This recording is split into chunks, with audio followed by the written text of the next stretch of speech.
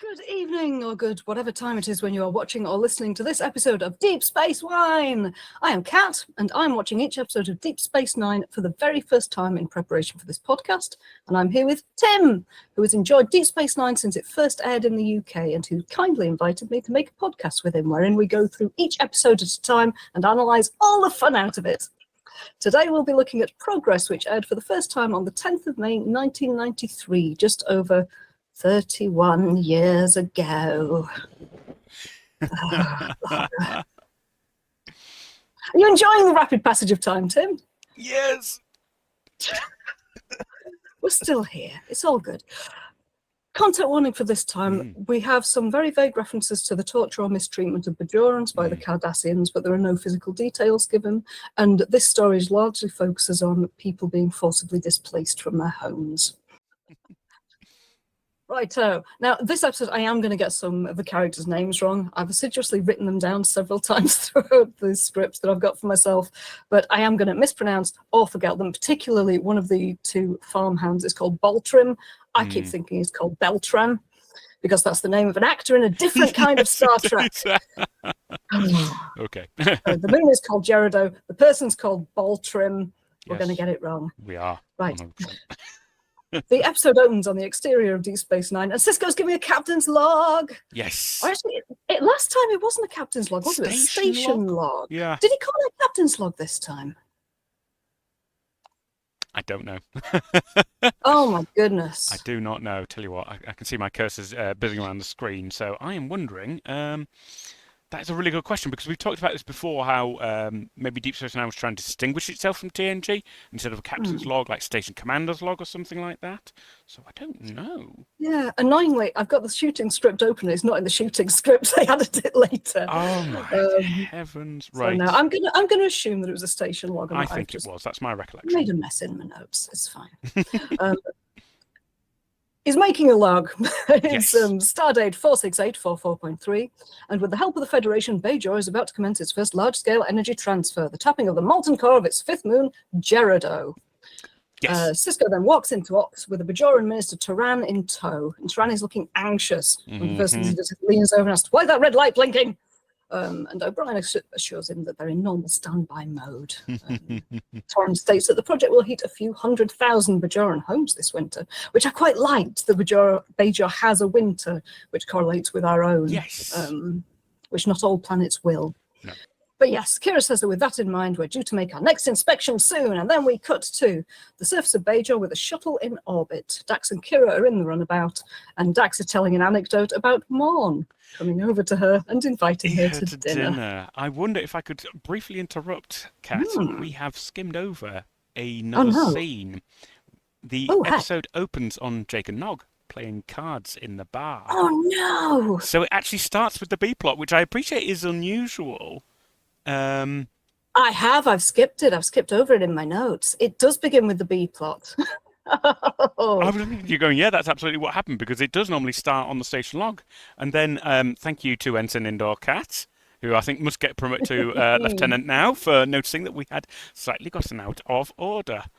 But yes, I mean, I don't know. Do you want to nip back and cover that off now? Do you want to come back to it later? Absolutely, yes. They're saying they're playing a card game. It's standard Earth-style cards, each holding 5 in their hand. Nog isn't really paying attention. He's kind of listening in to a conversation held between Quark and Rom, who are coming down a spiral staircase behind them. Quark complaining that he has 5,000 wrapages of Cardassian yammock sauce, which Rom over-ordered and only Cardassians enjoy eating. I like this as a problem that's been set up, because previously, when it was a Cardassian station, Quark would have used loads of yammock sauce, but because only Cardassians like it, the culture has changed. Rom didn't change the order. They've left a standing order for this huge amount of sauce, which they now have to deal with.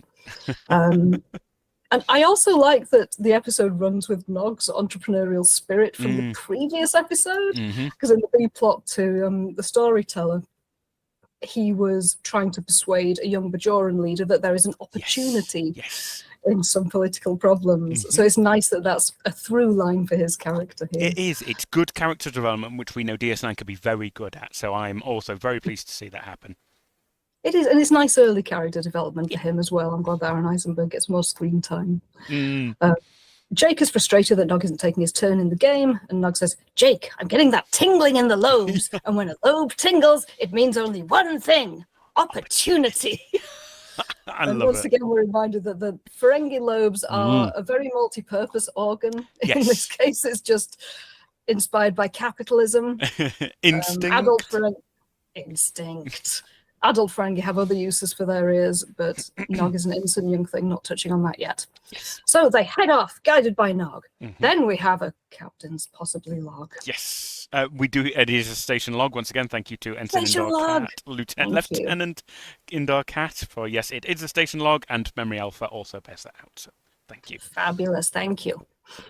So we've now had the station log. We're now above the surface of Bajor, and Dax is finally telling an anecdote about Morn. Yes. Coming over to her and inviting her out for dinner. Kira asks first if she's serious, and second what she said. And Dax apparently told Morn that she was busy. But then looks thoughtful and just says, you know those 7 or 8 little wiry hairs that come out of his forehead? Well, they make him look kind of cute. And Kira looks incredulous for a moment, but they're quickly moved on by Dax announcing that there's a humanoid presence in Sector 15 Delta on the moon below. I just wanted to touch actually on this, because I don't think Dax and Kira have until now had quite an encounter. Like, I think they've spoken before about business or whatever the episode is on, but I think this is possibly the first time they've ever spoken together as colleagues. Yeah. I don't know if really. I'm trying to think if there was a scene with both of them in Quarks early on. But it's one of the few scenes that they've shared together, certainly. Yeah. I would say it's a very early establishing scene, which is an attempt, I think, to build something of an informal relationship between these two characters, which I'm always keen to see. I think TNG sometimes didn't handle that brilliantly. I mean, we had great relationships, interpersonal relationships between Data and Geordi. I mean, there's nothing quite like it in the world. But I do think otherwise TNG was not great, and obviously with Captain Picard, you had a very distant commander. Whereas I feel like the DS9 crew, they're trying to push them to be closer. We had Bashir and O'Brien having Bashir attempting to force a friendship there. Oh, yes. Whereas I think Dax and Kira have a more natural rhythm to what they're talking about there. It feels like they are confiding something quite personal. Yeah, they seem at ease with each other, and they're happy with talking about their dating lives together. Yeah, and it just reassured me that there is some depth to them just beyond being on a mission. It's a brief scene, but I really liked it. I thought it was really nice. Yeah. Unusual. You're right. It's nice that they're being personable together while they're on this mission. You're right. Precisely. But yes, Dax said that it could be one of the project thermologists who's down there on the moon. And Kira says, not in Delta 915 Delta. There shouldn't be anyone down there by now. Everyone's been evacuated. So Kira beams down to the surface of the moon saying, with no good reason, I won't be long. The only reason to say that is that she's going to get held up somehow, but she doesn't know that she's in a narrative. So no, well, this is it. But I would think, even some basic training would say, don't indicate how long you're going to be when you're beaming into a totally unknown situation to encounter something you aren't expecting to see. There's something down there that shouldn't be there. That's a really good point. There's a humanoid presence down there that you didn't expect, and you're certain you're going to be back in a few minutes. Right? What do you think's going to happen? Thank you. I thought I was just being paranoid, but I do. No. Yeah, I do find that odd. Anyway, Kira lands down on the moon, and she's in a garden. It's sunny. There are flowering plants and tubs of gourd-like vegetables around her. Unusually, she lands facing away from the camera, so the view that she gets her first rounding is the same as ours. Oh, God, and she's pressed to look around her before turning and seeing the house behind her. She turns and walks. Oh, sorry, Tim. Oh, sorry. I was just going to say, I really liked the initial impression I got was, this looks great. This looks verdant, beautiful, and more importantly, it looked outside. I know from the filming notes that it was recorded on a soundstage, but I thought they did a really good job. You're right. It looks like an outdoor garden. The lighting looks very natural. The plants all look very, as you say, very lush. It looks like a good verdant garden. It doesn't look like a few pots on a set, which is what they were actually working with. Exactly. So I just want to know that and say that initial impression was, wow, this looks great. And I know it's on a soundstage, but if I didn't, I can't remember what I thought the first time I saw it, but it just looks really compelling. So I just wanted to say that was a great first impression, and I'm really impressed with the production values there. Thanks, Cat. Absolutely. And I think that is important for the plot as well. When Kira lands, she's surprised that it looks Yes. maintained, it looks kept, it looks like a pleasant place to be in. Yes, 100%. And that feeds into the story and why it is that Mollybog does not want to leave the planet, the moon rather.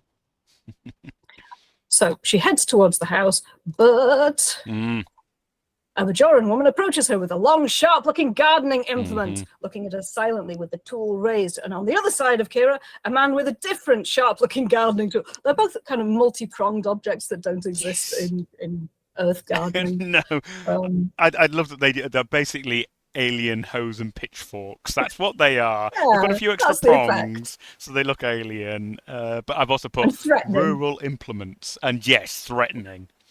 So they look alien, but they also must do something that we recognise as just like tilling soil. So it's all a bit unusual, but the impact is, yes, immediate threat. Yes, and they back Kira up towards the small building, keeping their tools pointing towards her face. And then we cut to opening credits. Ooh. And then we fade back into exactly the same scene, because that's what we're doing this episode. Yes. And a second man speaks from off camera. This is Mollybok, who says, the problem is they don't like uniforms. And he's leaning kind of casually against the now open doorway of the building. I noticed the doorway of his cottage is coffin-shaped. It's a similar shape to lots of Vulcan architecture uses that shape. Trapezoidal? It is trapezoidal, but it is specifically the shape of an Earth coffin. Yeah, 100%. There's no getting away from that. It's very distinctive, but it's not meant to be per se. It's just a nice way of indicating that the door is not a human door. Yes, 100%. It is again, well realized design. You know, you can see even the windows are shaped like kind of Bajoran symbolism and imagery. I was really taken by how well realized this set was. And I love that door. That door looks really impractical. It's kind of top heavy and swings. It hinges from one of the sides of the coffin just there, but it does open inwards and outwards, and the cast walk through it several times. No, it is a really lovely set. So Kira says, neither do I like uniforms, but it comes with the job. And Mollybog's trying to pin down why she's here. And she says, well, do we talk or do they attack? So he signals for Baltram and Kina to put down their gardening implements. But Kina keeps following Kira with a tool raised as Kira walks through the doorway. And the house, as well, as they enter it, is really lovely. It looks very homely. There's a lot of furniture around. It looks lived in. There's lots of vegetables scattered around the kitchen area. It's just a really nice, warm interior. I couldn't find any images of it because I really wanted to. Yeah, same. And we've always struggled as well with the quality of the images we can get, because DS9 was obviously filmed on film footage a long time ago. But yes, I noticed the same as well. It was quite a cluttered set, which I know sometimes producers want to avoid because it can distract the eye. But yeah, the immediate impact I had was, this is a real place. Somebody really lives here. Yes, and it looks like a comfortable home. It doesn't look like a shanty shack that someone has thrown up just to survive on this moon. It's a place that someone loves and looks after. Which is, again, very intentional. It's attempting to get us to emotionally invest in the place, which will obviously have a bearing on the storyline later. Absolutely. And Mollybok does his absolute best to wind Kira up, which when I was first watching it, I didn't pick up on it. I just thought, this guy's a knob. Yeah. He calls a girl a couple of times. He says, you're halfway pretty. And I've written in my notes, fuck this guy, phaser him now. And you know what? Credit to Kira. She doesn't rise to that one. She just quips right back. Does that mean I can come in? Because I noted it as well. Yes. She does. And he says, all I know is this farm girl. And she responds, I'd rather you didn't call me girl. Because she's fucking Kira Nerys. She's not putting up with this nonsense. Exactly. I like it. She is very carefully balancing diplomacy and the need to get this guy inside with, I'm Kira Nerys. Major Kira to you. And yeah, I've got to be honest, I didn't really clock what was going on until she actually calls him out. But that's coming later. So, yeah, Mollybok's got her in the kitchen, and he starts talking about catterpods. Yes, and so he starts wittering about the catterpods that he's been growing. And I think at this point, actually, Kira's just holding the door open to stop him from closing it. And she says that her father always said you get better catterpods by spraying in some chlorobicrobes. We're not getting away from the technobabble just because they're in a farm. And he says, so your family's farmers then? And she replies, no, but if I don't get on your good side soon, my arm's going to fall off. Love that. I love that. And it comes so quickly as well. It feels so natural. It does. I love, as you said, her diplomacy here. Given that she was welcomed with weapons shoved into her face and then patronized by him, she's being very diplomatic and very straightforward with him. She has a job to do. She isn't just reciting Federation or Bajoran policy at him, which she could have. She's trying to engage him, not make an enemy of him. And that extends to overtly stating what she's trying to do. She's saying, look, I need to get you on my side. She doesn't want to manipulate him. Yes. She's just, she's saying, I'm fed up. My arm hurts now. Can we just go in and talk, for God's sake? That also, I think, steers the rest of the story, because at any point, Kira can overwhelm. She has power, she has abilities, she has authority. She has so many things over Mullibok that she does not want to resort to. Yes. Because as we find out from this episode, she doesn't want to do that. She does not want to apply by force a resolution to this. She wants him to come to an agreement with it. And I think that from this very point, we see that is her goal, but it's how the hell you achieve that in the face of somebody who's just absolutely refusing to engage with you at all. And I think that's where a lot of the conflict from this episode is going to stem. Definitely. It absolutely is, yes. But yeah, I'm glad that it's a very Kira-based episode. And that is ultimately what it is about. Yes, it's about putting Kira in a difficult situation and watching how this person with very, very strong Bajoran ties deals with something from the Federation point of view that she must now occupy. Anyway, Kira does want to get it over with, so she says that Mullibok and the others were clearly overlooked in the general evacuation. She needs to get them out of here. Mullibok replies that we can talk about it over supper. So she sighs and follows him into the cottage. The next scene, exterior Deep Space Nine, and then we go to Jake and Nog on the upper floor of the promenade. Jake spots someone below that they've clearly been looking out for and says, there he is, and they run down the stairs to speak to the captain of the Lysepian cargo ship. I think we have a picture of him. We do indeed. I think it's the first time we've encountered a Lysepian in Star Trek. And Nog ascertains from him that he trades with the Cardassians, and Nog offers to sell him 5,000 rapages of yamak sauce. And when asked where they're going to get all this yamak sauce from, Nog just says, we have connections. And Nog offers the yamak sauce for 5 bars of gold-pressed latinum. Captain says, that's a lot of latinum. And Nog replies, that's a lot of yamak sauce. Is a lot. I've just made a note that I love Aaron Eisenberg's acting in this episode. He gives Nog, in the last episode as well, he gives so much character to Nog. And it's clear that he studied how the other Ferengi actors, I think particularly Armin Shimmerman, act in their makeup and as their characters. And I really like how Deep Space Nine is giving space to Nog and Jake as child characters to carry whole plots. They've carried the B-plot in 2 episodes now and appeared in others. And it's the first time I've seen that, because as a TNG watcher, there are a couple of episodes, there are a few episodes that mention children or a child, but the children always play part in a drama that is ultimately about the adults. 100%. So this is the first time I've seen two child characters being given agency like that, and 2 child actors being trusted to carry scenes the way that Aaron Eisenberg and Cyril Lofton do here. And they're just so delightful to watch. Really they've got great chemistry together. They do. They've both got wonderful range, and I just love watching them. I'm so happy that they had this plot.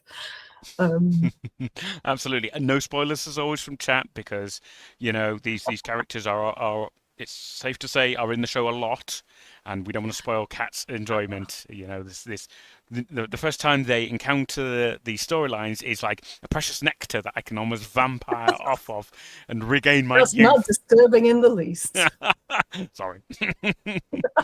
But it is great, and it's interesting you should talk about agency, actually, because the Lysepian captain seems absolutely fine to just go along with the fact that these teenagers are conducting business affairs. I don't know if that's a cultural thing or just for the ease of the episode, but he does not question that these 2 teenagers could be dealing in commodities like this. He's just like, tell That's you a what. very good point. I mean, Jake isn't a short kid. The Lesbian captain is No, very tall, I think, even I compared think with so. most humans. Maybe we can just kind of headcanon that he just assumes anyone shorter than him is just a different species and they're all shorter than Lesbians. I think that's a safe bet. Yeah, Maybe he doesn't clock that they're children.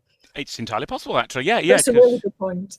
he engages with them, and you know what? I think it's again credit to both actors and their characters that they are very compelling. You know, they do speak. They're a little bit uneasy, but they have that brash confidence of youth that I think wins him over. They do, and I think throughout this episode they remain really kind of confident and excited about this deal that they're going to be making, and sometime it's going to come good. Yes. And it's just it feels like quite a basic plot, just they trade one thing for another multiple times, but it's so much fun to watch. It really is. And the reason is that it's those two. They're just so good. They carry it very well. You're absolutely right. But we must touch on. We must onward. But the Sapien captain says that he isn't carrying any latinum, but he can make a trade for the source. Jake asks what he'd trade for, and he says he's got 100 gross of self-stealing stem bolts, which a Bajoran ordered but couldn't pay for. They're top-grade merchandise. You won't find a better stem bolt in this sector. Nog is very insistent that they deal strictly in latinum, but Jake takes him aside and points out that the stem bolts are no less useful to them than the Yamak source, so they might as well make the trade. So Nog comes back and says, "Sir, I have discussed it with my partner, and you have a deal." So their next difficulty is how they will get the Yamak source from Quark. But we now cut to the interior of Mullibok's home, and this is the first proper shot of the inside of the house, where it just looks absolutely lovely. Yes. Kira calls up to Dax and says, while standing next to him looking at Mullibok, "A man with a talent for delay has just invited me to a farewell supper here. You go on, I'll have one of the thermologists bring me back." So Dax heads back to DS9. Kira comments that Kina doesn't talk very much, and Mullibok confirms that they, meaning Baltrim and Kina, don't talk at all. The Cardassians took care of that. And there's no more detail given, which I really appreciate. We don't know whether the violence that they experienced with the Cardassians was physical, psychological, or both, but there isn't any need for it. We know that they've been badly injured one way or the other during the occupation, and the show doesn't linger on that. But one thing I felt a little uncomfortable about these two characters. I had two questions, really. Firstly, why are they in the episode? And secondly, why don't they speak, just in terms of the nuts and bolts of how the episode works? I think that having them there makes Mullibok's situation look more practically feasible. There are 3 people working the land rather than just one, 3 of them maintaining the house. It makes Mullibok look more beneficent. He's taken in 2 disabled refugees, despite his clear preference not to engage with society. Having them not speak means that Mullibok is the only person conversing with Kira during the scenes on Gerudo, the only person she needs to persuade, the only person whose story needs to be fleshed out. It's only one short episode that we spend on this moon, so having 3 characters to negotiate with would have stretched out those conversations. So I think ultimately it's probably to make Mullibok shine out more as a character. And it also makes him look a bit less selfish because he's fighting for their rights as well as his own. But it also means that there are 2 fewer actors to pay the day rate afforded to actors with speaking roles. They're just paid as background extras if they don't have any lines. So I wondered whether it was a budgeting decision. I think that's cynical, but probably very accurate, sadly. It might be, but I feel uneasy with the 2 not having any way of conversing. They don't use sign language at any point. They don't communicate to one another at any point. All they do is raise weapons or nod and agree to do things for Mullibok. They cannot and do not seek to state their own preferences in this episode beyond wanting to stab anyone who wears a uniform. And they feel like they are tools of the plot rather than people, which, particularly because they're both functionally disabled by not being able to speak, feels very depersonalizing. And I don't like it. I just wish a bit more effort had been taken to flesh out their characters, to give them more screen presence and agency. They don't even need to speak. It's nice to have people with different disabilities shown on screen, but it wouldn't have taken much to make them feel like whole people rather than farmhands, which is what the person who wrote up the Wikipedia summary assumes that they are. They're just there as help for Mullibok, which isn't what they're meant to be, but it feels that way. Sorry, that was a little bit of a rant. No. I had feelings about them. I didn't have as much of a nuanced approach to it. I was simply confused. I just didn't understand why they were there. I understand that they had that emotional impact, and they gave some context to the backstory, which I think it is this very distant but lingering reminder that the Cardassians were here. They made this world that we are now inhabiting, and they caused a lot of fallout, and this is one example of it. I guess there is something of that. Mullibok is quite a formidable presence. He has been hurt by the Cardassians, but he doesn't necessarily show it in his presentation. No. So to have two people there who do have a very clear, not visible, but yeah, it's very obvious that they are not speaking, and the reason is that they were hurt by the Cardassians. So that might be another reason to have them there, to show the vulnerability of people under the Cardassian regime, even though Mullibok is still very formidable.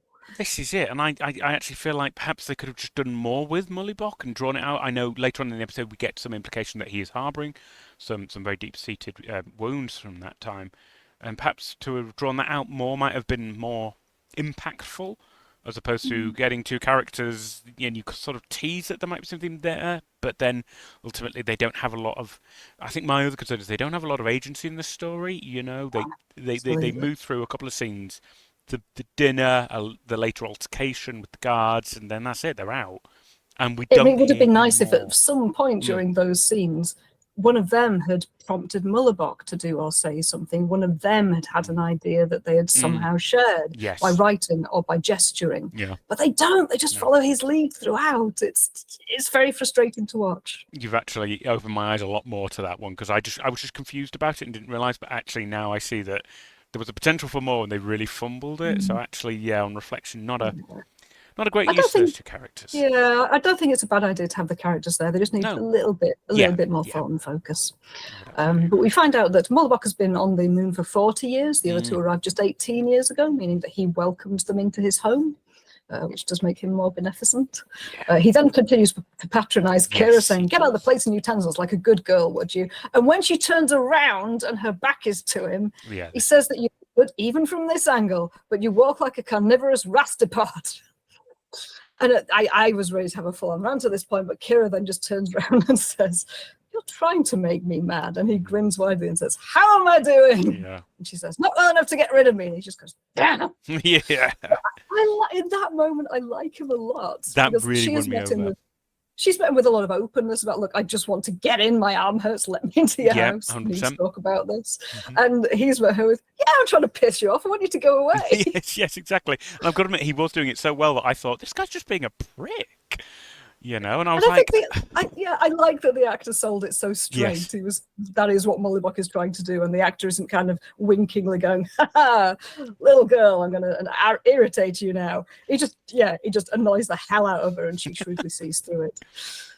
100%.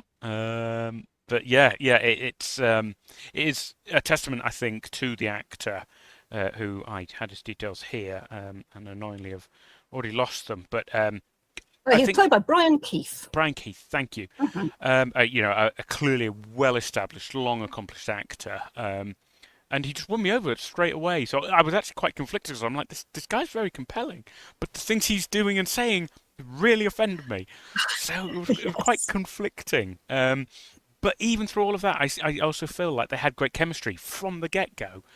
Great kind of like slightly barbed banter. I thought they gelled really well together. Yeah, I think they very deliberately gave Kira a worthy adversary, someone who can also be very warm and charming, but who is absolutely going to stick to his guns. Yes. It is a great chemistry that the two have. He then asked for her name. She says, "Major Kira," and he specifies your given name, which is nice, and she tells him. So he says, "Well, Nerys, you may as well sit down and relax, because the roots I'm preparing for dinner are going to take 3 hours to cook." Wow. It's just, he is really skilled in the art of just putting it off, keeping them there, stopping the action from being taken. Kira starts to try and persuade the three round that they're going to begin tapping the core of the moon in 7 days. You are only 3 people. This project's going to benefit hundreds of thousands of people. Yep. And Mullibok said that he made himself unconcerned with all of that 40 years ago when he escaped Cardassian labor camp on your precious Bajor. And it's very necessary for the plot that he isn't what's the word I'm looking for? He's not a proud Bajor national. That isn't the issue here. Yes, yes. He has no ties to Bajor that he wants to go back to. He suffered on Bajor. He wanted to get away from there. He succeeded, and to go back would be bad for him. Yeah, absolutely. And it's interesting as well, I think, because we've been shown a lot of Bajorans who care about Bajor. And it's like, I think it's almost a Star Trek thing, that you come from that planet, you care about that planet, you were invested in that planet. Star Trek is infamous for being the planet of hats, fictional show where everybody is from Kronos or from Romulus or from Cardassia or Earth. So it is nice to actually be reminded, oh no, Bajoran society is multi-layered, it's very complex. Some people, and it's been through a very traumatic time, so some people have different relationships to Bajor, and Willibok is very much clearly one who's like, being on Bajor was a bad time. I don't want to go back. I want to put all of that and the thought of Bajor behind me. It made me think a little bit of other Bajoran characters we met with that attitude, and the name that always comes to the top of my mind is Rolaren, who very much left and was invested in Bajor, but wanted to try and find her own path through Starfleet, through Picard.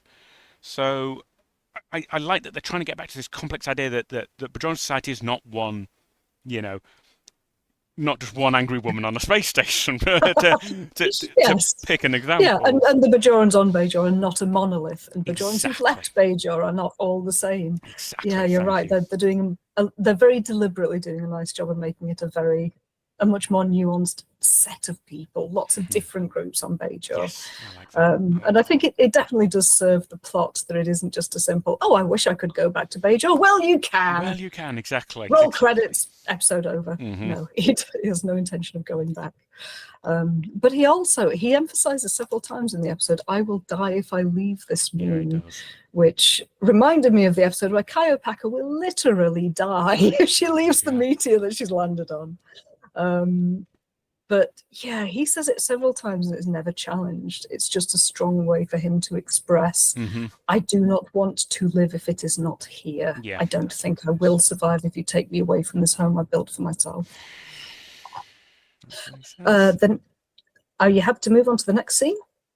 I think the only thing I noticed by the end of this was, in parallel with the storyteller, which we saw last time, we are seeing the surface of Bajor, and we are constantly seeing small agrarian communities.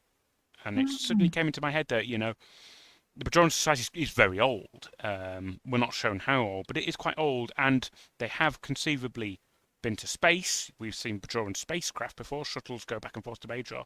So it slightly jarred with me that we haven't yet seen like a kind of modern. I think in the emissary we go to, I think, where the Kai is residing, and we see a bit of a modern city there, but I still feel like I'm waiting to see a more modern side of Bajor, more contemporary. See what you mean, because in the storyteller it was a small village and they were looking to gift women away to the first man that comes along and saves them from the Dalrock.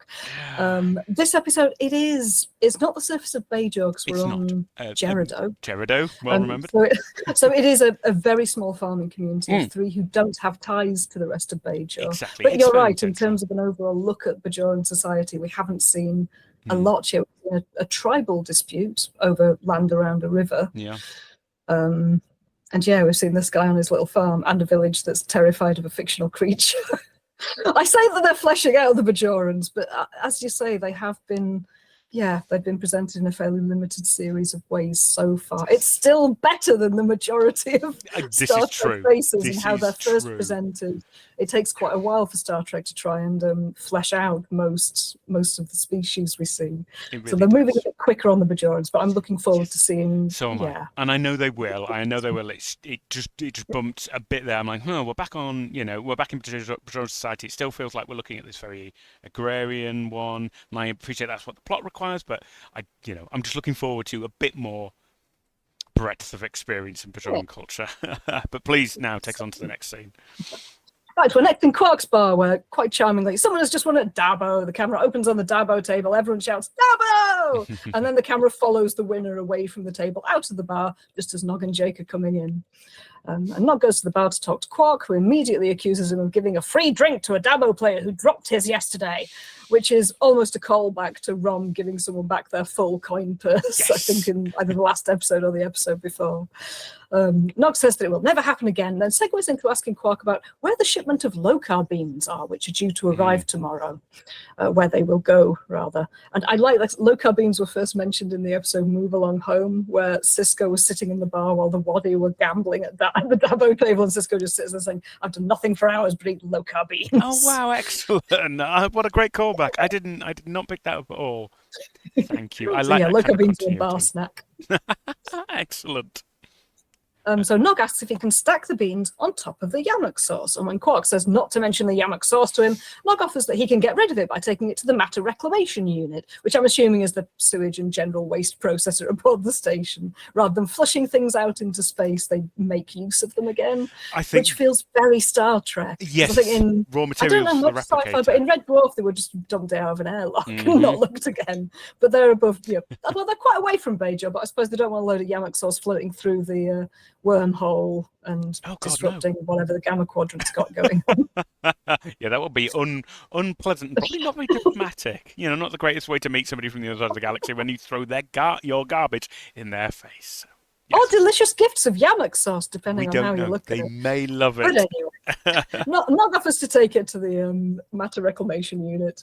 And Quark says, anything, just get them out of my sight. And then as Nog is leaving, he calls out, Nog, you're a good boy, which is really sweet, actually. I think they're trying to emphasize that Quark isn't a complete villain. He has quite an adversarial relationship with his brother Rom, and by extension, Nog. But Nog has just offered to do something for him, and Quark is not ungrateful.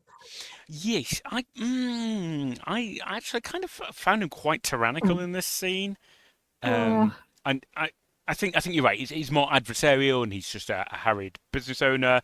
And Rom has made this error. But he did come down very harsh on Nog. But again, I think that's almost a cultural thing as well. There seems to be a lot of very authoritarianism coming down these kind of family lines.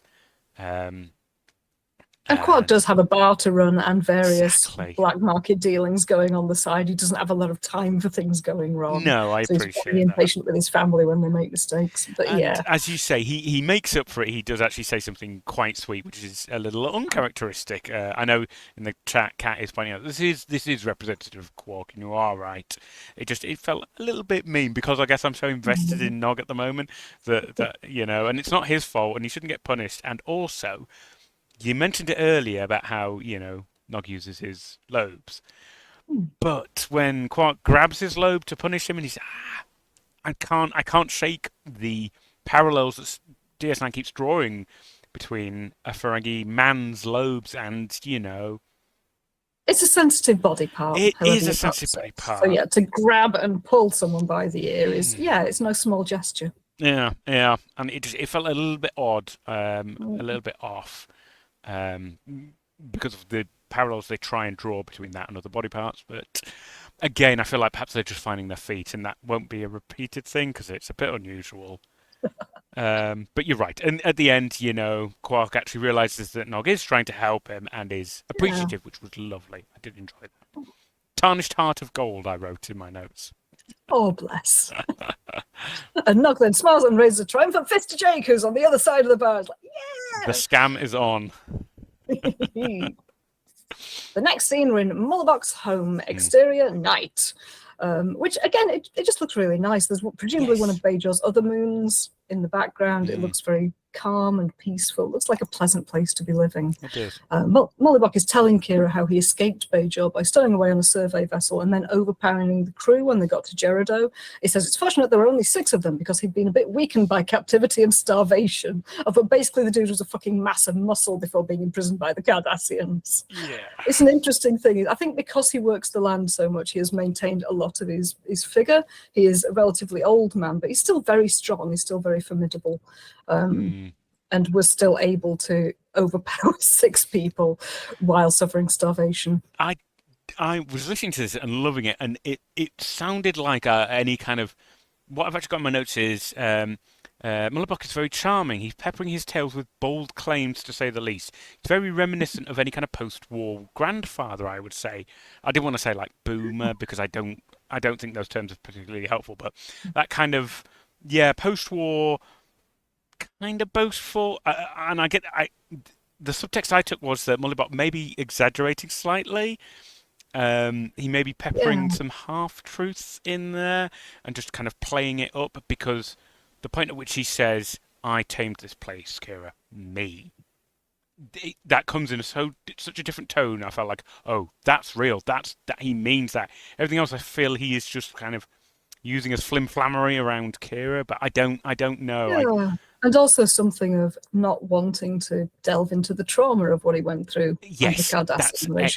regime. I He's wonder if more, he yeah, I is. made a bold and daring escape, knocked all of them down, and got out on I think my own that's. steam, and I I could do think it it's a again. very good point, actually. Yeah, yeah, I think Mm. you're right. There was quite a lot of bluster there, both for I think for his own sake, and I Yes. also like that during that scene. Although I've said they don't communicate much at all, there's a small cut to Yeah. Keener and Baltrim, and Mm. Keener just kind of looks up at Baltrim and smiles Yeah. while Mollybach is speaking, kind of implying we've heard this story a Yeah. hundred times That's before, what but he really likes telling it. We'll I indulge clicked on him. that. Yeah. Yeah. And again, that made me think they're listening to him basically ribbing the newcomer. Trying to just fill them with a bit of flimflammery and talk himself up a bit. So that was my impression. But you know what? It is just a lovely scene. It is lovely. It is the charm of Mullibok. The idyllic setting. It's a nice departure from some of the drama we've had in previous episodes. So it's a nice Yeah, little definitely. reset. Yeah, although there is this looming Mm, need for them to that is a leave, very good there are point. some very relaxed scenes here. Yeah, 100%. And then, of course, it is Mullibok building up his manoeuvring Kira because he starts asking her about the occupation. And, this must all seem like very tame to you. You must have fought very hard in the occupation. Oh, yeah, he says it must have been fun. And she was like, it wasn't fun. We were outgunned, outmanned, outmaneuvered. It was horrendous. We had a terrible time. Um, and Mullibok says, but you persevered. You won, right? How? And obviously the famous line, Kira says, well, we hung on like fanatics. And And there's as she just, says it, she realizes she where he's pushed realizes, her to in the and conversation. it's exactly the same thing hits Mullibok at the same time. He's like, yeah, you did. And she's Yeah, like, oh, exactly. there it is, there it is, there's the sticking point. That's going to be the crux on the whole episode, and I loved it. And then they do spell it out a bit, like later on, where he actually says, well, how can you say I'm any different? I'm going to stick out. I'm like, no, we got it. You didn't need to underline this scene. It stood well enough on its own. But I still really like that scene. I thought that's the crux right there.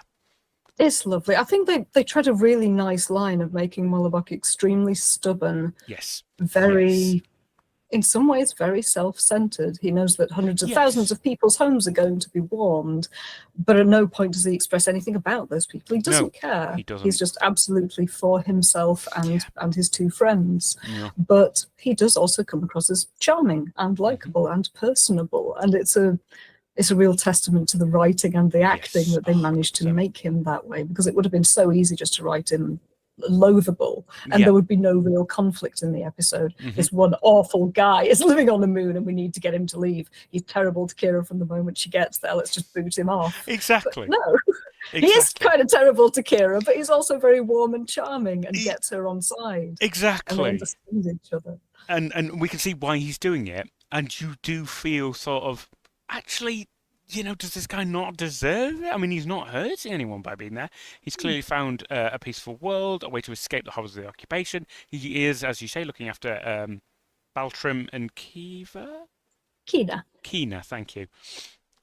So yeah, that's the true contest. Is finally Bedro's achieved freedom for itself, but in establishing more life for its citizens, it's going to cost the freedom of someone else. And that's a now good we're in point. They're still conflict. establishing their infrastructure to support a Yes. population that's no longer being kept in starvation circumstances. Exactly. They need this project. This project is clearly a good thing, but it's coming at the cost of this man's entire world. There is no better than. There is no preferable alternative. Ideally, everybody would have what they want. Somebody's going to have to sacrifice a lot. Either a lot of people are going to have to sacrifice some comfort, or one man's going to sacrifice his whole life. Yeah, There's the challenge. It's a little bit they who walk away from Omelos.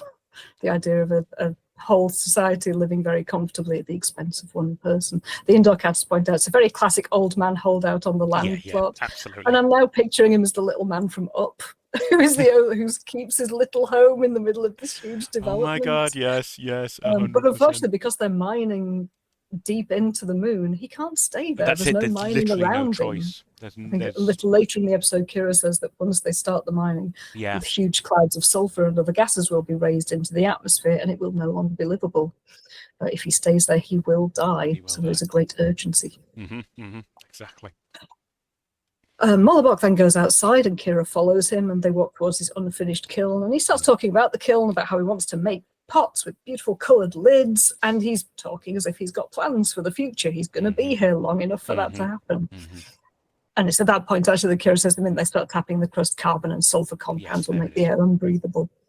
And he says, the Cardassians probably told you you didn't stand a chance either. Why do you expect me to act any differently from you? Yeah, it is very, very blatant there. And he says, tell them that they can start when they're ready. I'll be here. And Kira says, well, I'll tell them. We then, just a very short, I'm going to try not to linger too long on this scene for the sake of getting ahead. We can then cut to exterior Deep Space Nine, and then to Nog and Jake in storage looking at rows of, I think we've got a picture of many self-sealing stem bolts in one box, and there are loads more crates stacked up behind them. O'Brien comes in and asks what all these boxes are doing here, and Nog says they belong to his uncle, which is a great smokescreen for Nog. He can get away with anything as long as it's Quark's trading, not his. O'Brien asks him to tell Quark that we're getting a little weary of him bypassing import procedures, which again is very funny given that Nog's just struck out on his own this time. Yes, and absolutely. O'Brien asks, well, what does Quark need them for? And Nog says, the usual. Yes. Why does anyone need self-sealing stem bolts? And O'Brien says, well, I wouldn't know. I've never used them. I've never even seen one. Which is terrible because obviously the kids thought they got their hands on some very fundamental, crucial merchandise, which will be infinitely useful and ultimately saleable, and it just isn't. Even Chief O'Brien doesn't know what the heck they are. So Nog suggests that the one person who will know is the Bajoran who ordered them in the first place. His name's going to be on the shipping code. So Jake picks up a small scanning device, scans a label on one of the boxes, and it shows him the name Serco Chano along with his address. So Nog suggests that they sell the stem bolts to him at a discount. And he does a great little Ferengi facial expression. He kind of licks his teeth while looking at the stem bolt that's in his hands. He's just, he's going to get that latinum. I thoroughly enjoyed the scene, and I can see in the chat, Evening Nigel, Kat loved it, David loved it. Everyone likes self-sealing stem bolts. Everybody does. Nobody knows what they are. And O'Brien, just before he leaves, looks at the boys and gives them such a smile of, you're clearly up to some shenanigans, and it's nothing to do with me. And I think this is going to backfire on you horribly. Best of luck with that. And off he goes, there may be some trauma in this episode. It's nothing to do with me. And he leaves, and he's not in the rest of the episode. So he dodges all of the drama. is not suffering. Exactly. O'Brien's just wandering about going, self-sealing stem bolts, who knows, who cares. Exactly. Kat says he's being intentionally obtuse. I think he is.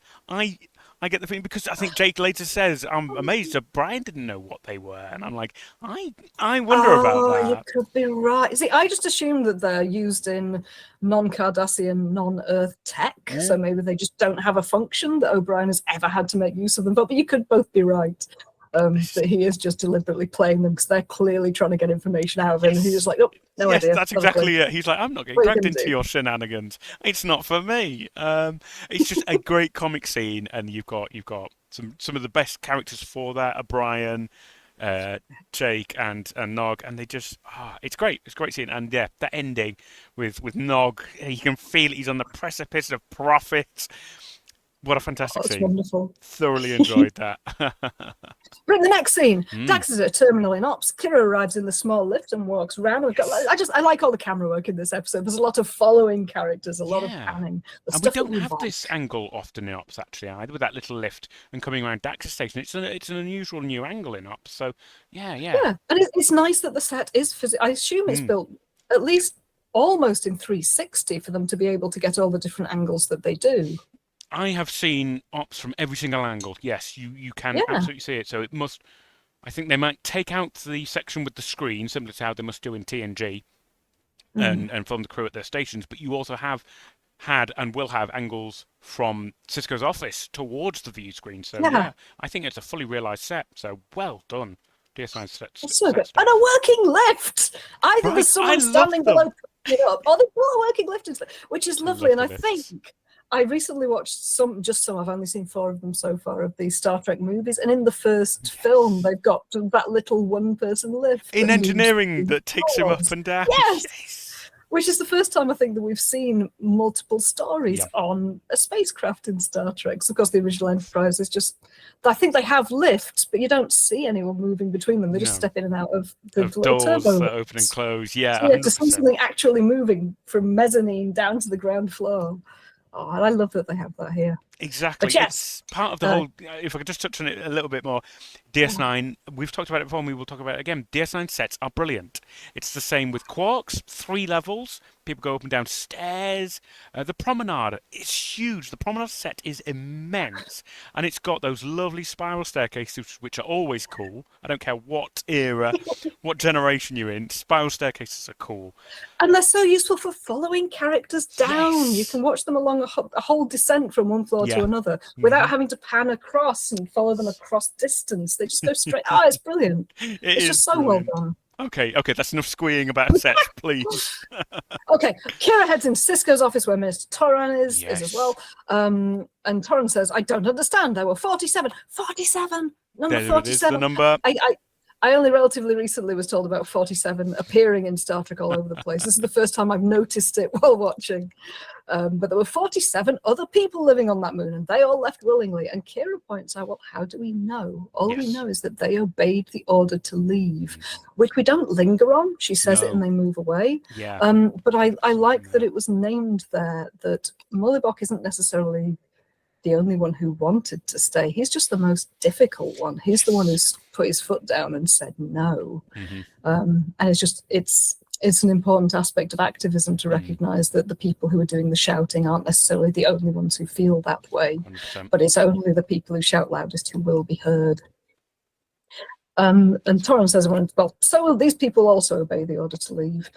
Cisco asks if there's anything that they could offer Mullibok that would make him more willing to leave. And Kira says, no, nothing I could give him. And would a postponement help? And Kira just asks for more time to work something out. Toran says, well, we can't postpone. If he stays there committing suicide, we'll have to beam him off the surface. To which Kira says, if we take him like that, we'll be killing him. There is a lot of credence given to Mullibok's statement that if he leaves, he will die.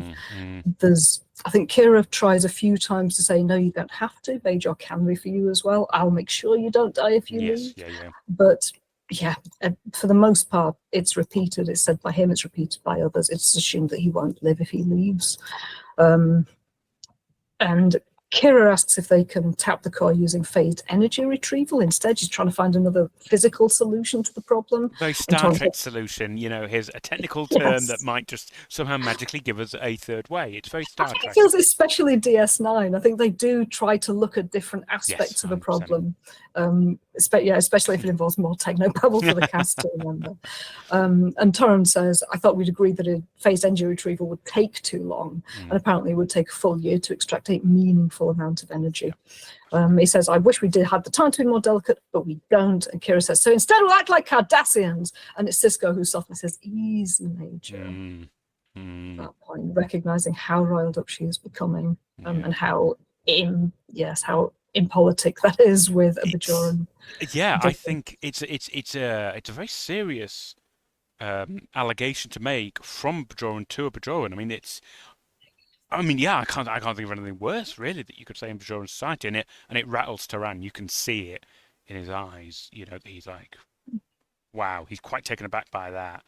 But and it kind of reaffirms as well how strongly Kira feels about not forcing the man to leave the moon.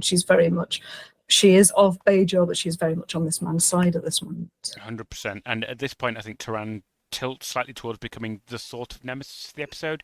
He's very much, before he was just a fussy bureaucrat, and now he's a fussy bureaucrat with a mission, because he immediately ices up and he's like, you clearly have developed a conscience for Mullibok. You know, I don't think you can see this mission. He can see that Kira's become partial, and therefore that makes her possibly incapable of doing what Yeah. needs to be done that has been agreed by all the authority in the Yeah, system. I think he says if she's not comfortable with completing the Yes. assignment, he can find someone who will. And Kira, I think, mainly for recognizing that someone else will probably be far more heavy-handed with Yes. Mullibok, she says, no, that won't be necessary.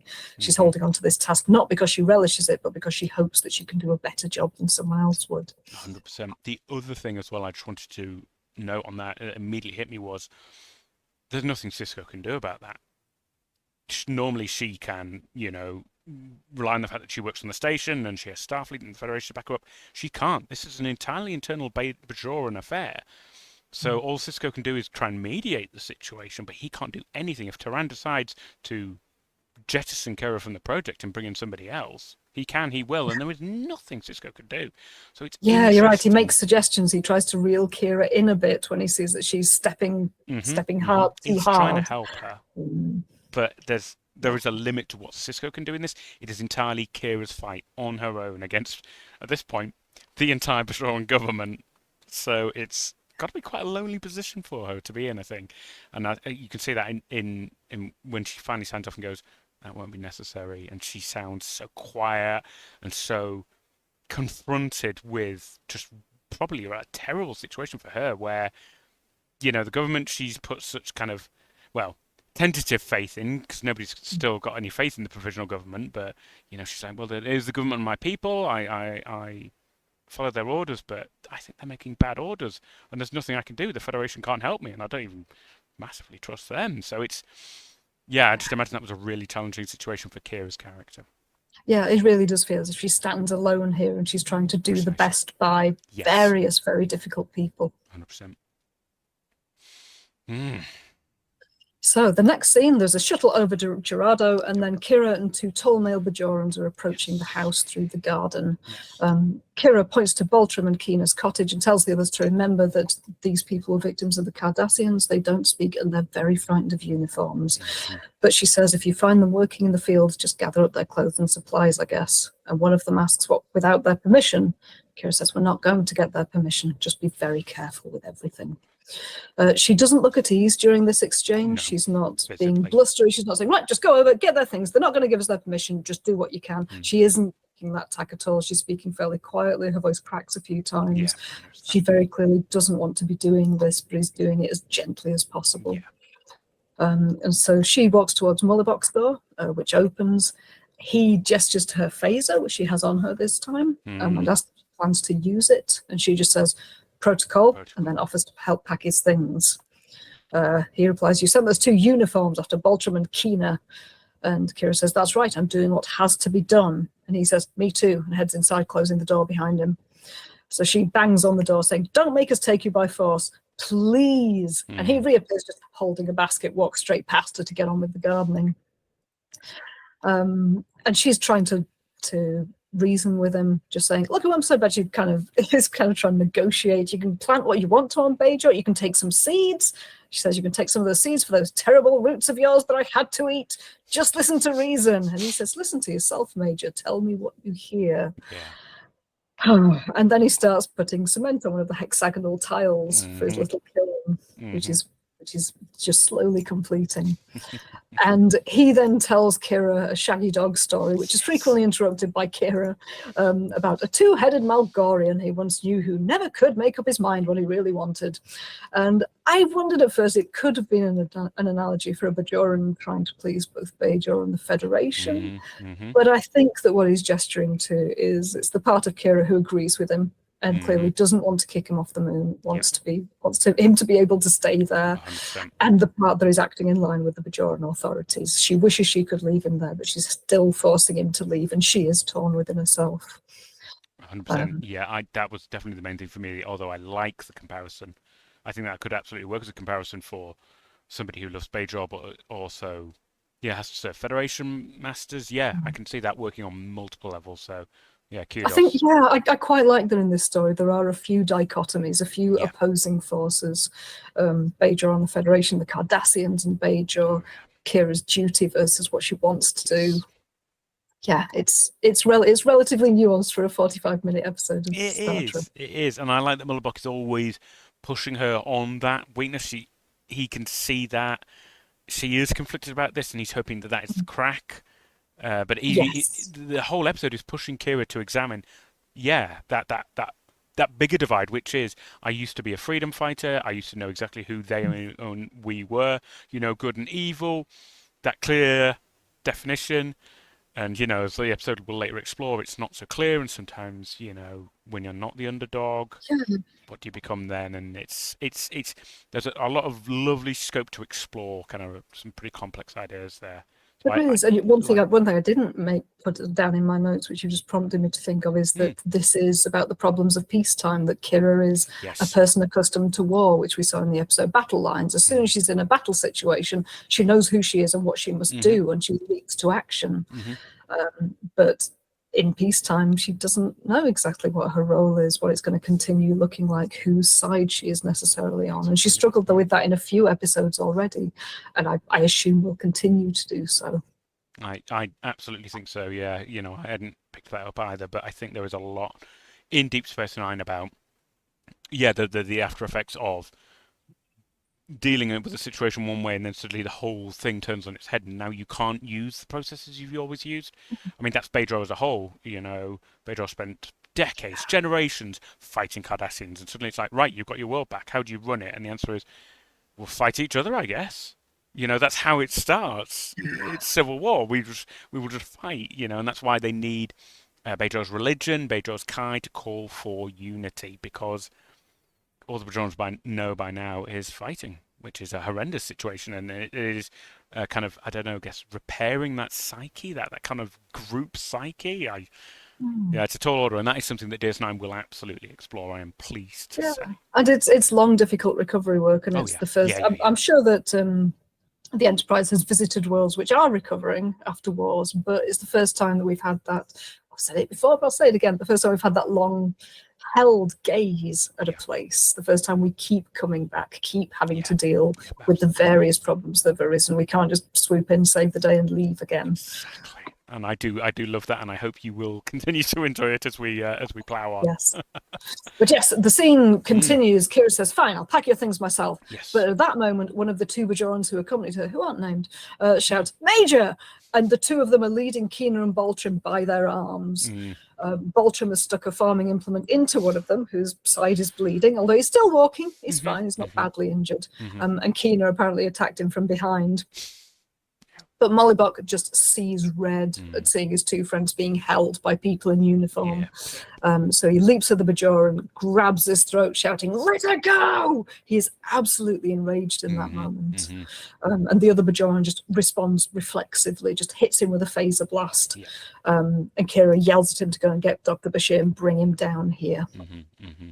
And I think I wondered at first whether the phaser had been on stun, but I think in the next scene with Mollybuck, it turns out that he has been injured by it. So I think it was probably a phaser on a low setting, which has injured his perineum. It hasn't cut all the way through him, but it has injured him. Yeah, that is a good point. Yeah, I think it's one of those, they don't specify the strength of the beam, so you can just go, he wasn't killed, but he was injured. So it's just what the plot needs. Yes, exactly. Yes, it's just in the middle for dramatic. It was set to the dramatic injury setting, and now suddenly things have really stepped up a gear. Yeah, but very a very dramatic resolution to the scene, and then we immediately cut back to DS9, and it's a comedy sequence. So bit of mood whiplash moving from that scene to the next scene, but I think that's called balance too. But it is a little bit. We've got two very different problems in this episode. It is swinging between life and death situation and what are we going to do with the Yamak sauce? Or now, what are we going to do with the self-sealing stem bolts? So we see an exterior of DS9 from below, which is quite nice. It's got a nice red bulb effect underneath. And then Nog and Jake are using a rigged up communication device. And I'm not sure whether the camera isn't working because it's something they've stolen and have just kind of got the wires together to make it work, or whether they've deliberately kept the camera off to hide the fact that they're children trying to negotiate a deal. That was my impression. I think if you look very closely, you can see that Nog is actually manipulating some of the wires inside the communicator. So he's trying to make sure that the voices can come through, but the video cannot. Precisely, because presumably this Bajoran buyer isn't like a Lasapian captain, and we'll actually question why he seems to be doing a trade deal with some 14-year-olds. So, yes. Yeah, that was my impression of that. But yes. So, oh no, I've googled them down to try and find a name, and now I've lost where I was again. I've got yes, Nog is distorting the channel to the Bajoran buyer for the stem bolts. Perhaps this guy is more reluctant to negotiate with teenagers. And I love that Nog comes out of nowhere with the No J Consortium. I loved it. He clearly had not put any prior thought into it. But it's not like, we're not the No J Consortium. It was like, oh, that's brilliant. I really love that too. I did. And he says they have 100 gross of self-sealing stem bolts, and the buyer Serco asks what they want for them, and Jake just says 5. And Nog excitedly asks for 5 bars of gold-pressed latinum. And when Serco says he doesn't have them, he goes down to 4 bars. Then 3 bars. And Serco just says, look, if I had any latinum, I'd already have the bolts. What I do have is some land that I can trade. So Jake then whispers, land is good.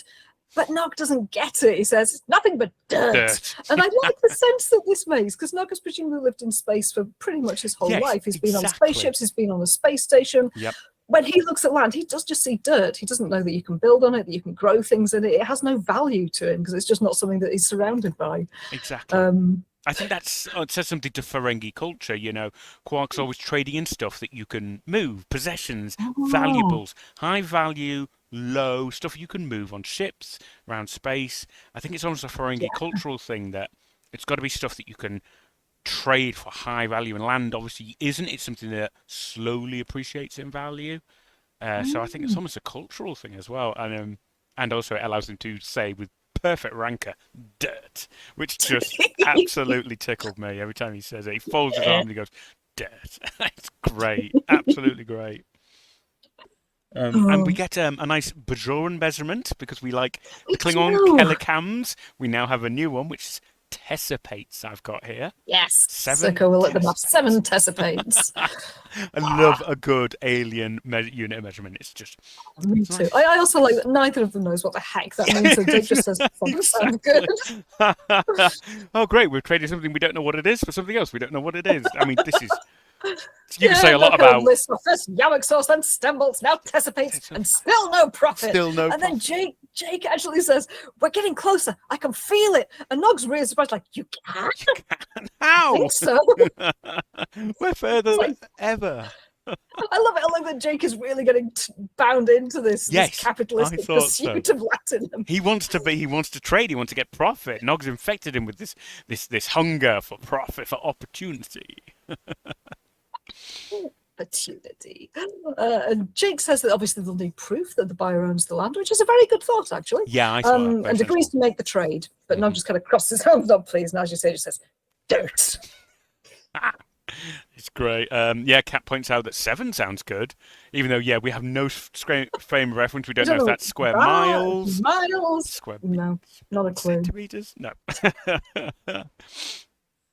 But yes, back at Mullybox House, Bashir has landed, and apparently a phaser blast has punctured Mullybox peritoneum, which, similar to humans, it's a membrane that sits, I think, just below the surface and above the organs, so it can get inflamed, it can get damaged, and he needs to rest. Bashir wants to take him back to Deep Space Nine, but Mullybox, of course, insists on staying. Bashir joins Kira outside and says he wants to take Mullybox back with him, but Kira insists that Mullybox will stay and asks Bashir to leave Mullybox whatever medication he thinks he'll need. And Kira then removes her uniform tunic, revealing that the rest of her uniform, I think, is a fitted kind of trouser and vest combo. Yes, that's right. And she just starts cementing tiles onto the kiln. So then back on Deep Space Nine again, the shooting script says, Cisco at his desk, not thrilled. Is that what he says? It's a lovely understatement. Yes, it does. Wow. And Bashir is explaining exactly what Kira was doing, removing her uniform, building the kiln. And Cisco replies that Kira stands a very good chance of being out of that uniform permanently. Oh, I thought it was an amazing line. Yeah. And Cisco says that he'll lie to Turan, saying that Bashir requested that Kira remain on Gerardo. Bashir quietly says, but that's not true. And Cisco firmly asks that Bashir make it true, Doctor. Now, please. So Bashir requests that Kira be allowed to stay on the surface of the moon, and Cisco says he will consider it. How long? I've just put down the lying, cheating, and covering the crimes of other men begins here. Yeah, it really does. Yes, my God, I hadn't even thought of that. Because I was so fixated on the fact that it was Bashir not getting the nuances of the situation, and Cisco kind of having to push him a bit, and he's like, well, I don't understand, that didn't happen. It's like, come on, Bashir, think about it. But yes, you're right. Once again, well, for the first time, yeah, Cisco is developing this kind of edging around the rules, you know, a little bit of flexibility with the kind of frontier justice he has to mete out, yeah. And that's gonna stand him in good stead. I like that. Well, Bashir is kind of giving him his recommendation at one point. He says, "But for how long?" Yeah. Just a couple of days. They kind of just going to do it sotto voce, just kind of whispering to each other. How long? A couple of days should do it. I request that she remain for a couple of days. It's just adorable. It's really cute. And it brings me back again to that scene with Bashir and Garak and Bashir's excitement about being a spy and getting to do some underhand stuff. And he hasn't had a chance to do that again because they haven't written more Garak in yet. I promise you, they hear you. It will come. We just need to get through a few more episodes and get into season 2, and then Garak will take off and fly, and it's going to be great. One thing I did want to note, when Mullibok is talking to Bashir, he does observe that Kira could have taken him. There would have been nothing to stop Kira beaming him up. He also asks about Kina and Baltrim, and she explains that they've been evacuated to Baydra, which, as you correctly point out, is a bit of a shortening of their tail. We don't hear about them for the rest of the episode. It's no surprise to say. But I think it's bringing it into a confrontation now. And the confrontation is that Kira could have taken Mullibok there and then, put him on the runabout, take him to the station. She doesn't, because she still wants him to agree. She does not want to forcibly take him from his home, because she knows that is what other more dangerous, more powerful people have done in Bajor's history, and she does not want to do that.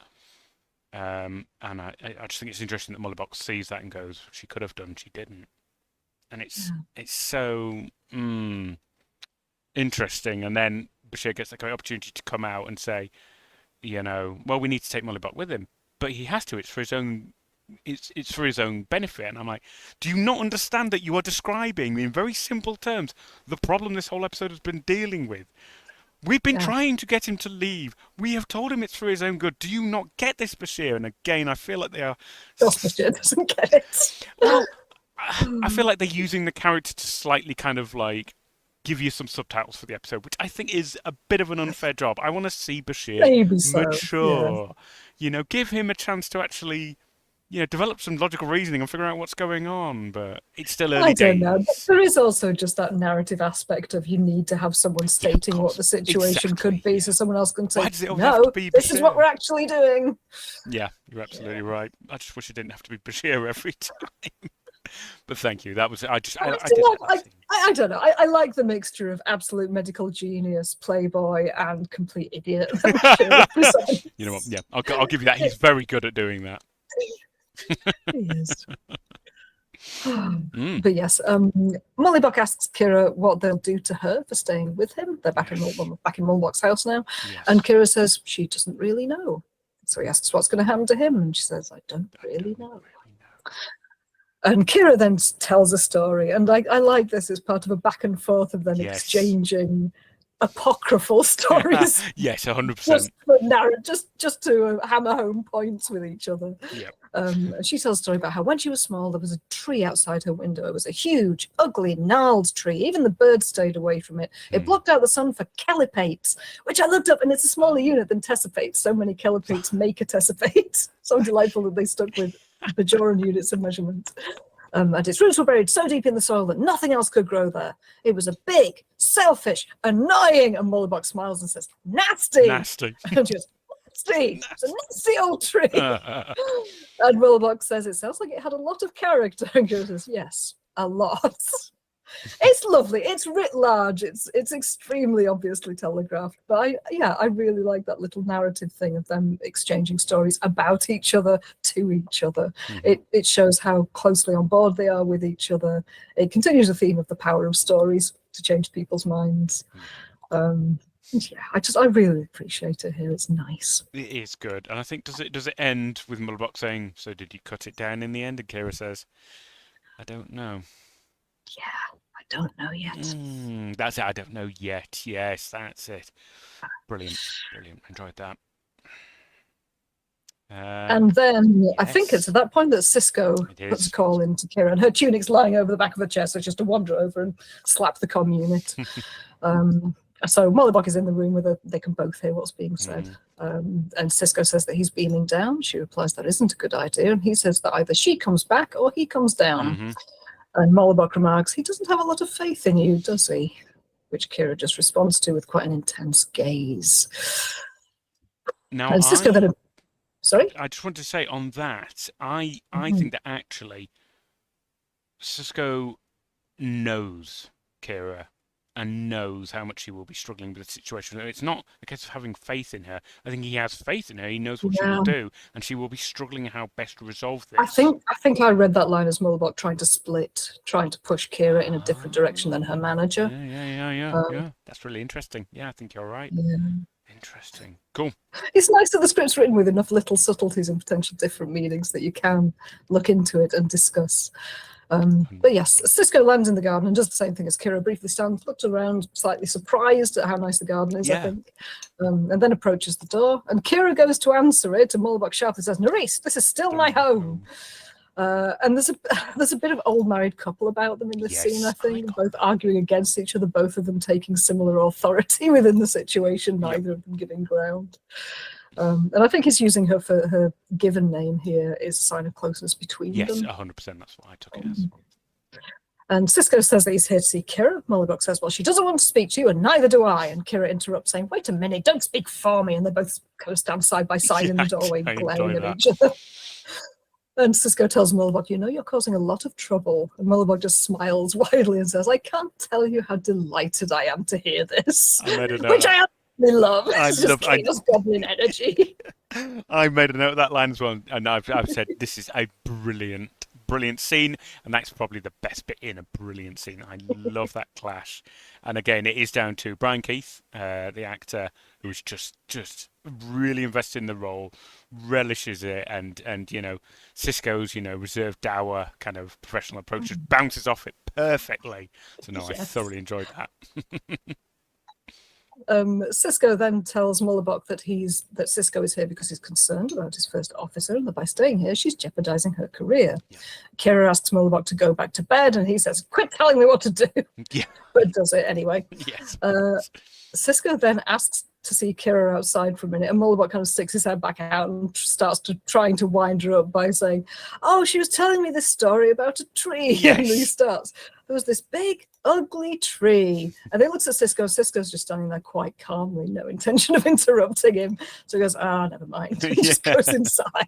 If he's not going to get a rise out of someone, he's just not going to continue. I think Cisco rises up a bit very well, actually, yes.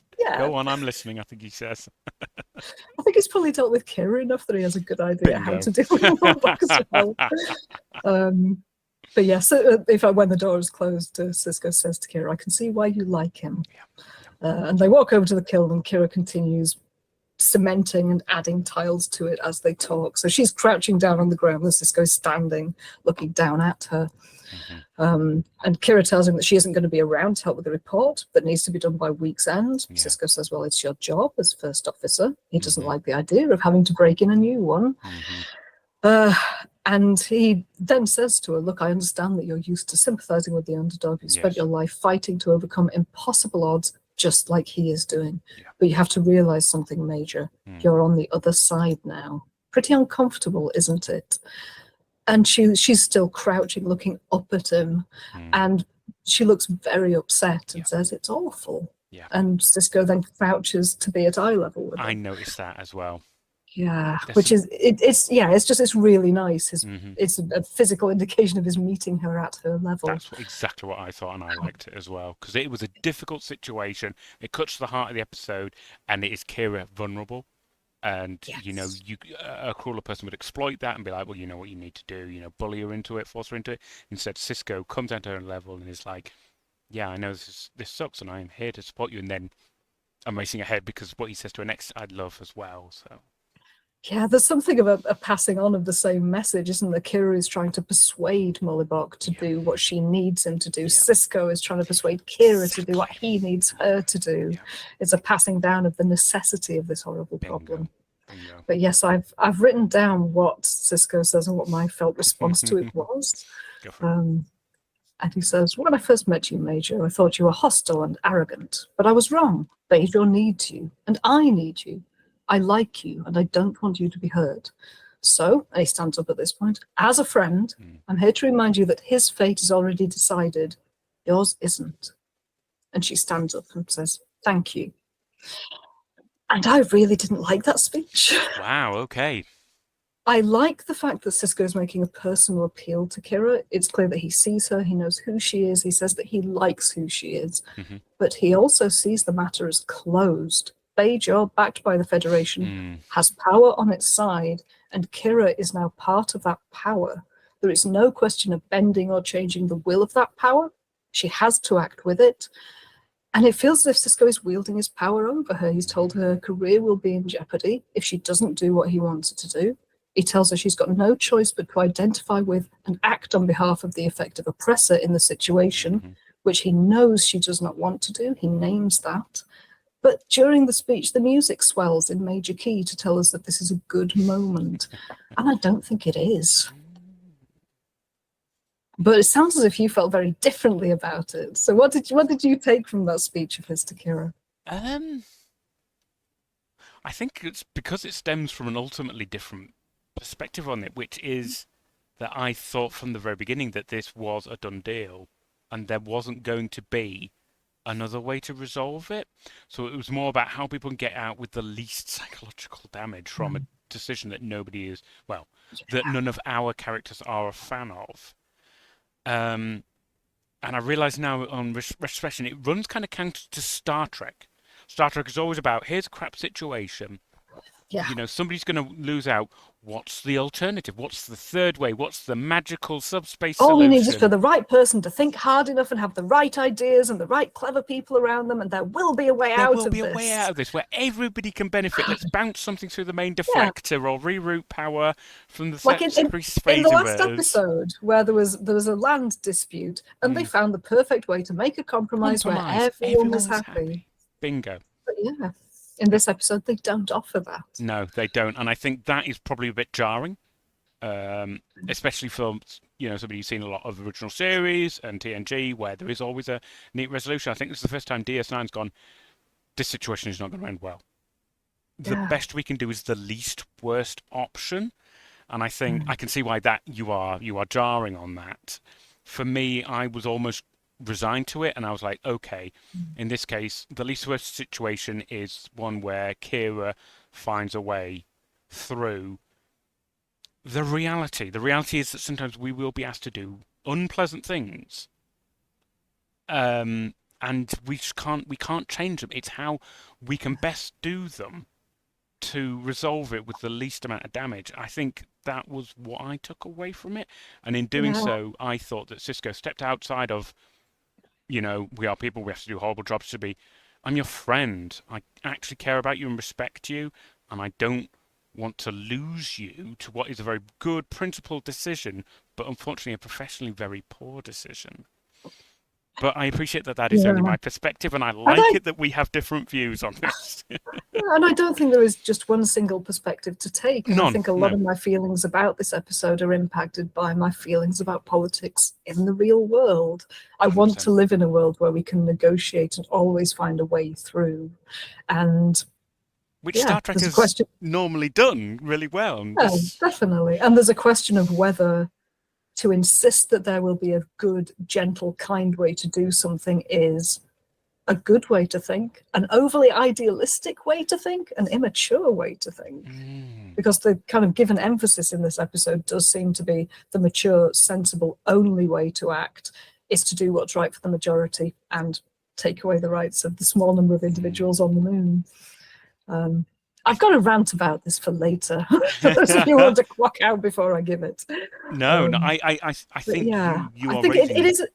But there are things I really like about that little speech, and it isn't a badly written speech. I think it is just that appeal to, but you're with us now. You're with the power now. This is what power does. Completely legitimate way to look at it that I had not thought of, and I think you're absolutely right. And you can read this episode any of those ways, and I think if there's something where the episode has failed, it's that it doesn't go far enough and it doesn't take that into account. Sisko could have said more. He could have said, look, I appreciate that the situation we're in is bad, and the decision the Bajoran government's making is not a good one for Mullibok. Can we tap another moon? There isn't any discussion. Got 5 moons. Is this really the only one? Right? Can we not do that? But at the same time, it's the strength of the episode that they do leave it very ambivalent. It's open. There isn't an obvious solution, and there probably is a childlike bit of me that just wants, but nice, wrapped with a bow, easy, everyone happy. Can have? No? My nice little utopian space program? Exactly. Can everyone just happy for a change? I don't think that is at all. That's not at all a childish way to look at it. That's a perfectly natural Star Trek way to look at it. In the chat, David has said the needs of the many. Which, yes. I've got to admit, I also put a note in my exactly the same words, because it is something we've learned about, and that there is that sacrifice. But because Star Trek sometimes plays a little, heavy with it, it's always a noble sacrifice. If Mullibok had said, I will gladly go and leave my home so that many more Bajorans could, benefit, we would all have gone, great, that's Star Trek. I know Star Trek. And that guy is giving up his idyllic home. This time Star Trek's going, what if he doesn't want to? Yeah. What if he doesn't want to? How do you feel? What if he's nice and charming and personable, and you can sympathise with unfair. him? And he isn't going to throw his life away for the sake of everyone else on the planet. What about then?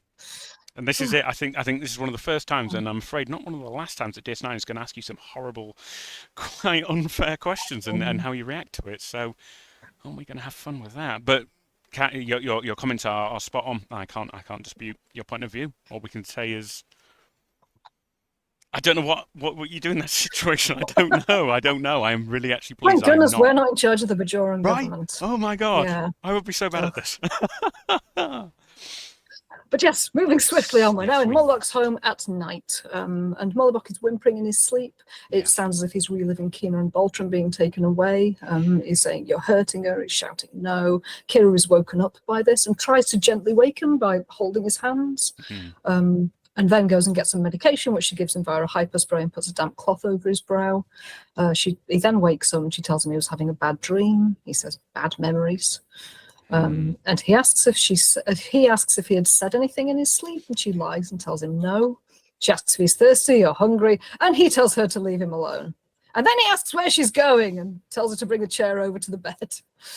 So there's just that kind of argy-bargy of he doesn't want to ask her for help. He's going to act irritated that she's giving help. Yeah.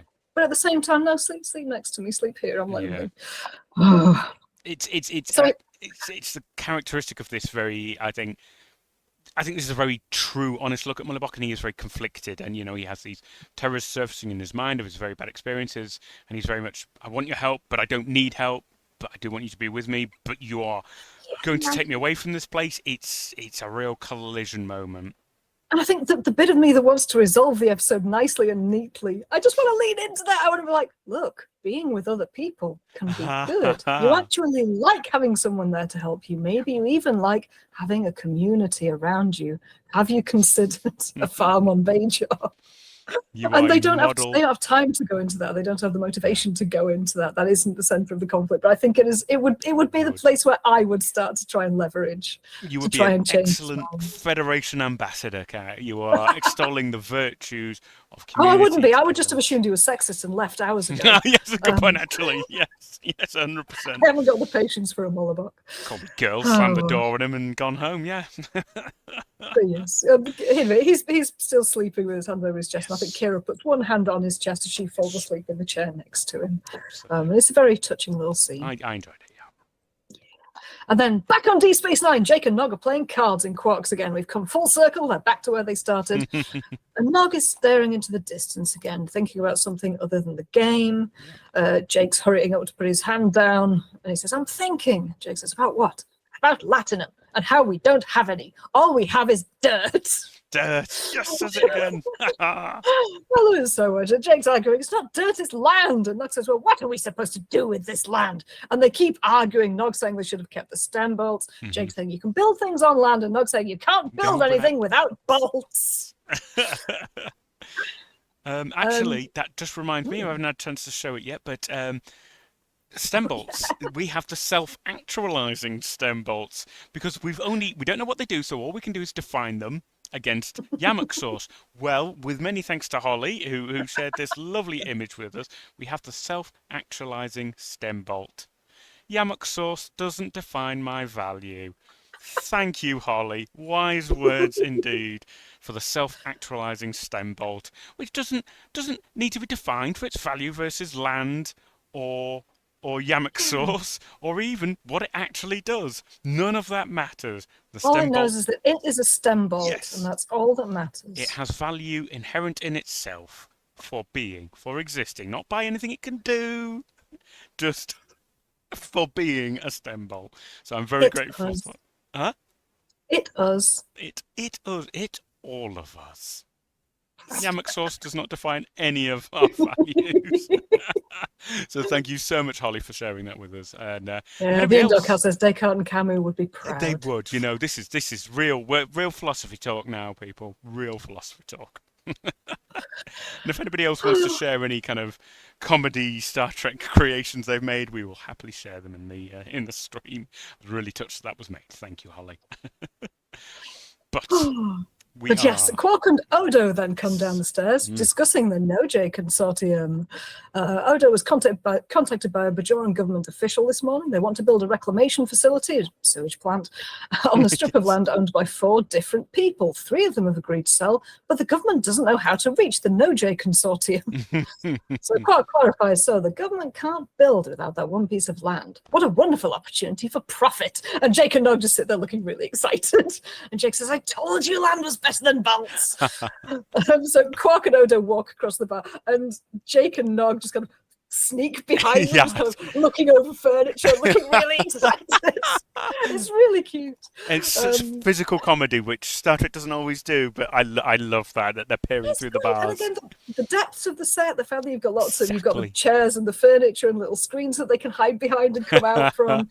It's really lovely. Really and Quark assures Odo that he isn't currently involved, but he soon will be. Odo can tell the Bajorans that Quark will be opening negotiations with them shortly. Quark is then at his console. He's taking one of his little duplicated key things, and he's starting to try and find where this consortium is. Nog comes up behind him and kind of taps him on the hand. Uncle Quark, go away! Uncle Quark, not now, Nog! Uncle Quark, it's important! Okay, but quickly. And Nog says that he has a business opportunity for him. It will only cost him 5 bars of gold-pressed latinum. And Jake's there in the background just kind of bobbing up and down with excitement and smiling. It's just adorable. I absolutely love it. Brilliant scene. And Quark actually turns and he goes, but you, no. Yeah, Jake is like, yeah, he's trying to look professional, but also, but yeah. Brilliant scene. Again, testament to each actor just really delivering some fantastic physical comedy. It's great. Absolutely great. It's lovely. And it's just, Quark is just annoyed by having been outmaneuvered by that's 2 exactly children what at it is. moment. That's exactly what it is. Love it. Absolutely love that scene. And I always enjoy seeing Quark with his little hacker terminal, with his little glass rods. I love them. They're brilliant little physical artifacts, those little glass isolinear rods, I think they are. Oh, good term. But yes, I think that's the conclusion of the B plot, and so it's back to Gerardo for our final scene. And I think this scene starts very unusually with the moon kind of moving sideways and the burst of the star light over the arc of the planet, which is effectively the sunrise on that moon. Very, very, very beautiful scene for Star Trek, which is usually just planet, ship. or planet Same ship. background painting that represented 5 different planets in the last season.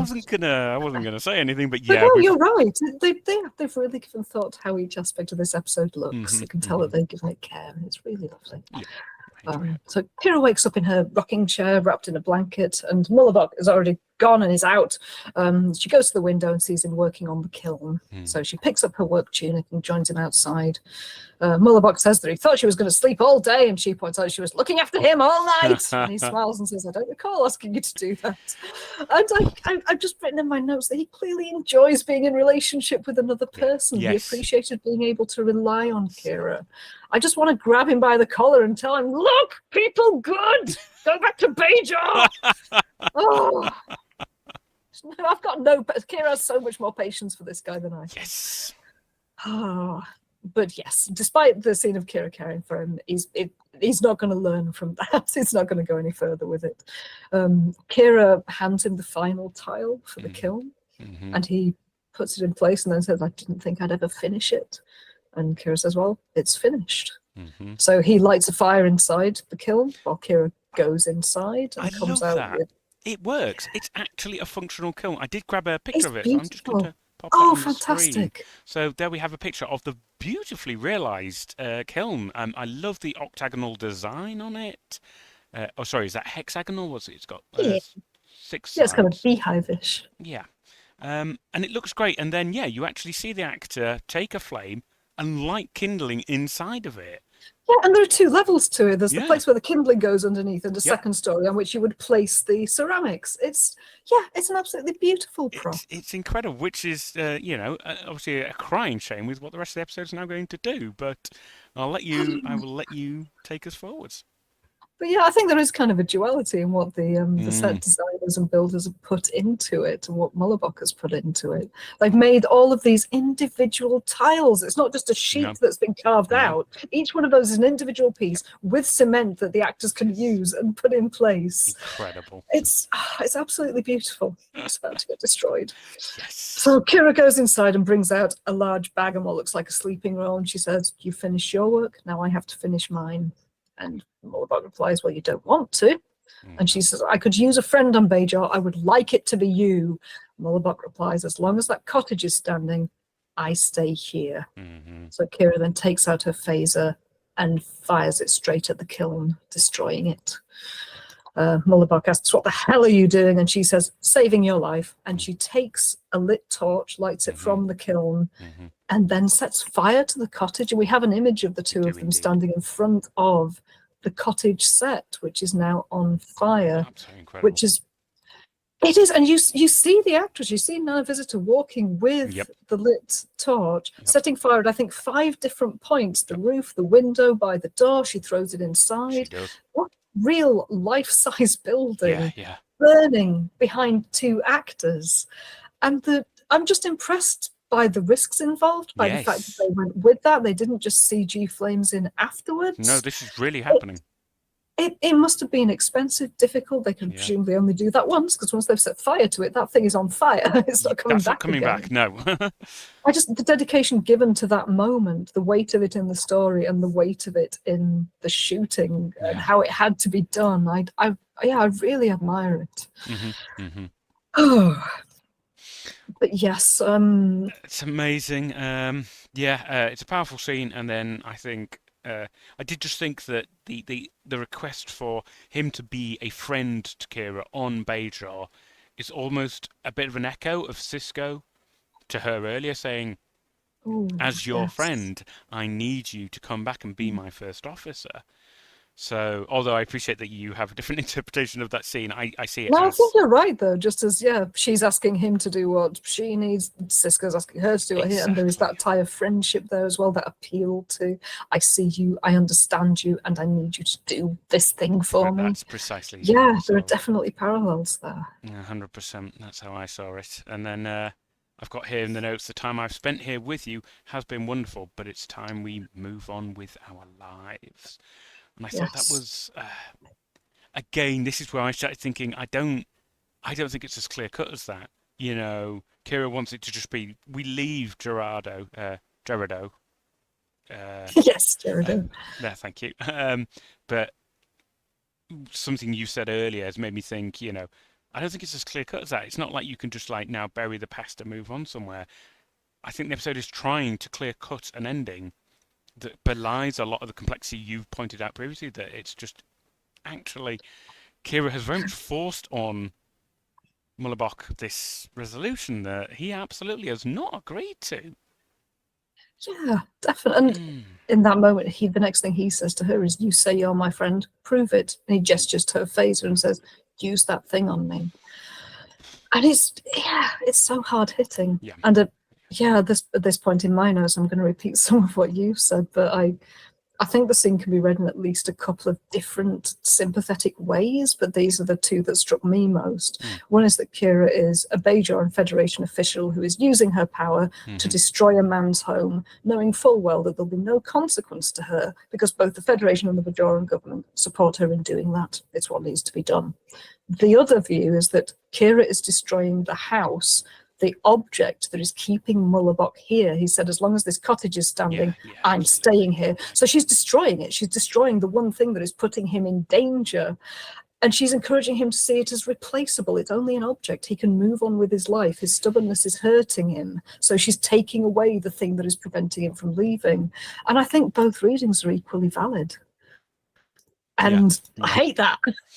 Yes. I really want to feel that I want to know what the writer's intentions were. I want to know what they thought was the important thing in this scene. But I think both aspects play out. Kira is trying to save a man who she cares for deeply, despite him being a complete ass. Yes. And she also needs to keep her job. And she has been told that unless she does this thing, gets him off the moon by any means necessary, her job is at risk.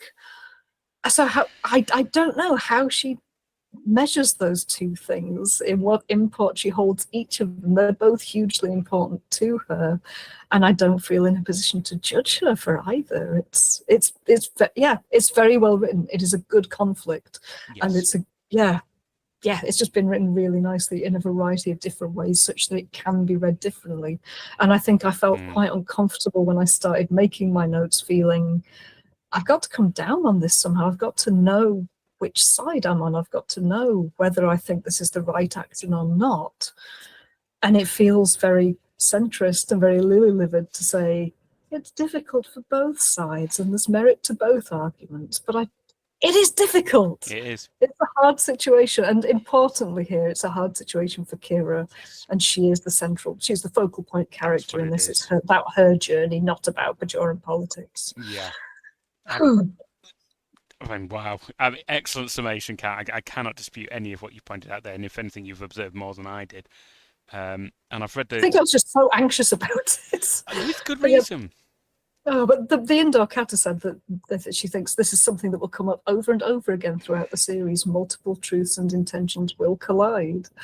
And there's a bit of me, I wish I knew what it was like in the writer's room, where the writers were agreeing and disagreeing over what the point is here, what they want to put in, and what themes they're going to weave through, what themes ended up there that they didn't realise they were putting in, that we've pulled out anyway. Well, this is it. The joy of a good creative product is when you can come away with a new interpretation, that sparks something in you that even the writers didn't intend. I mean, I've got, as we've referred to in previous episodes, the captain's log. And the background to this is mainly that it is meant to explore Kira's position. It is to come back to Kira and say, how is our Bajoran officer on a Federation station following Federation rules, but trying to protect her planet, which has only just gotten out of another society's rules? They're trying to do that. They're trying to put Kira in a difficult situation and see how she reacts without possibly thinking too much about, okay, but what is the ideal solution to this story? Yeah.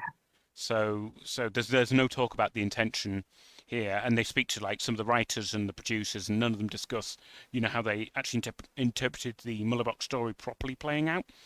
So, honestly, I do think it has been thrown. We've been given this difficult situation. A character has reacted one way, and we have just been left. Well, what do you think? How do you feel? What do you think it was the right decision? Slightly trivially, but interestingly, I looked up whether Mullibok will be coming back. Not to spoil myself, but so that I could come down on, is this the end of his story or not? How fairly can I judge this thing? And he doesn't come back in the TV show, but he is in two of the novels. In one of them, Mullibok turns up, and thanked Kira for doing the right thing, for taking him off the moon, because he's settled in a valley and the Federation have had to come in and save them from a virus that's been spreading through that valley. So he has come round and believes that Kira did the right thing. He's grateful to have that life. In another novel, Mullibok from the Mirror Universe tries to kill Kira. Oh my God, right. They're not contiguous novels. I think one of them's a pocket novel, one of them's from a different series. Yes, but I like that you've got that duality in there as well. Although Mirror Universe, presumably that writer also thought that Mullibok is still on side with Kira after the events of this episode. If Mirror Universe him wants to kill her, then the real version of him must still like her, because that's how Mirror Universes work. No spoilers for Cat, but Deep Space Nine is the show that explores the Mirror Universe in the most detail. And there's going to be all I know about Mirror Universes is that people get hot goatees. Yeah. You've got so much to come.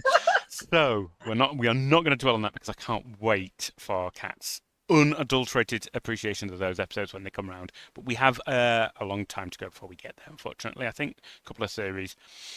Until that point, we shall have to linger on that point. But yeah, that's really interesting. I like how the expanded canon can explore some of those storylines, because yes, I knew that Mullibok didn't come back. We didn't really get a proper conclusion to his story. So thank you to the novel we don't find writers. out how happy or not he is to be off world in the end. It's exactly.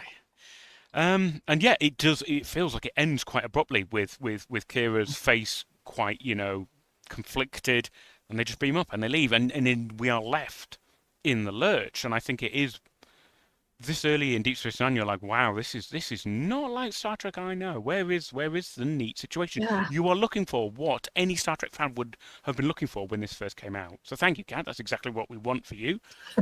that kind of view of it, unadulterated by. Yeah, it is a bit of a culture shock when the credits came up after. I think Mullibok has asked Kira to use her phaser on him. She says, "I won't do that," and he says, "Well, I will die if I leave this place." And she said, "I won't let you." Yeah, absolutely. But then she just taps the comm badge 2 to beam up. Yep. It fades to black, and then Rick Berman's awful name comes up on screen. Tell you, Rick Berman.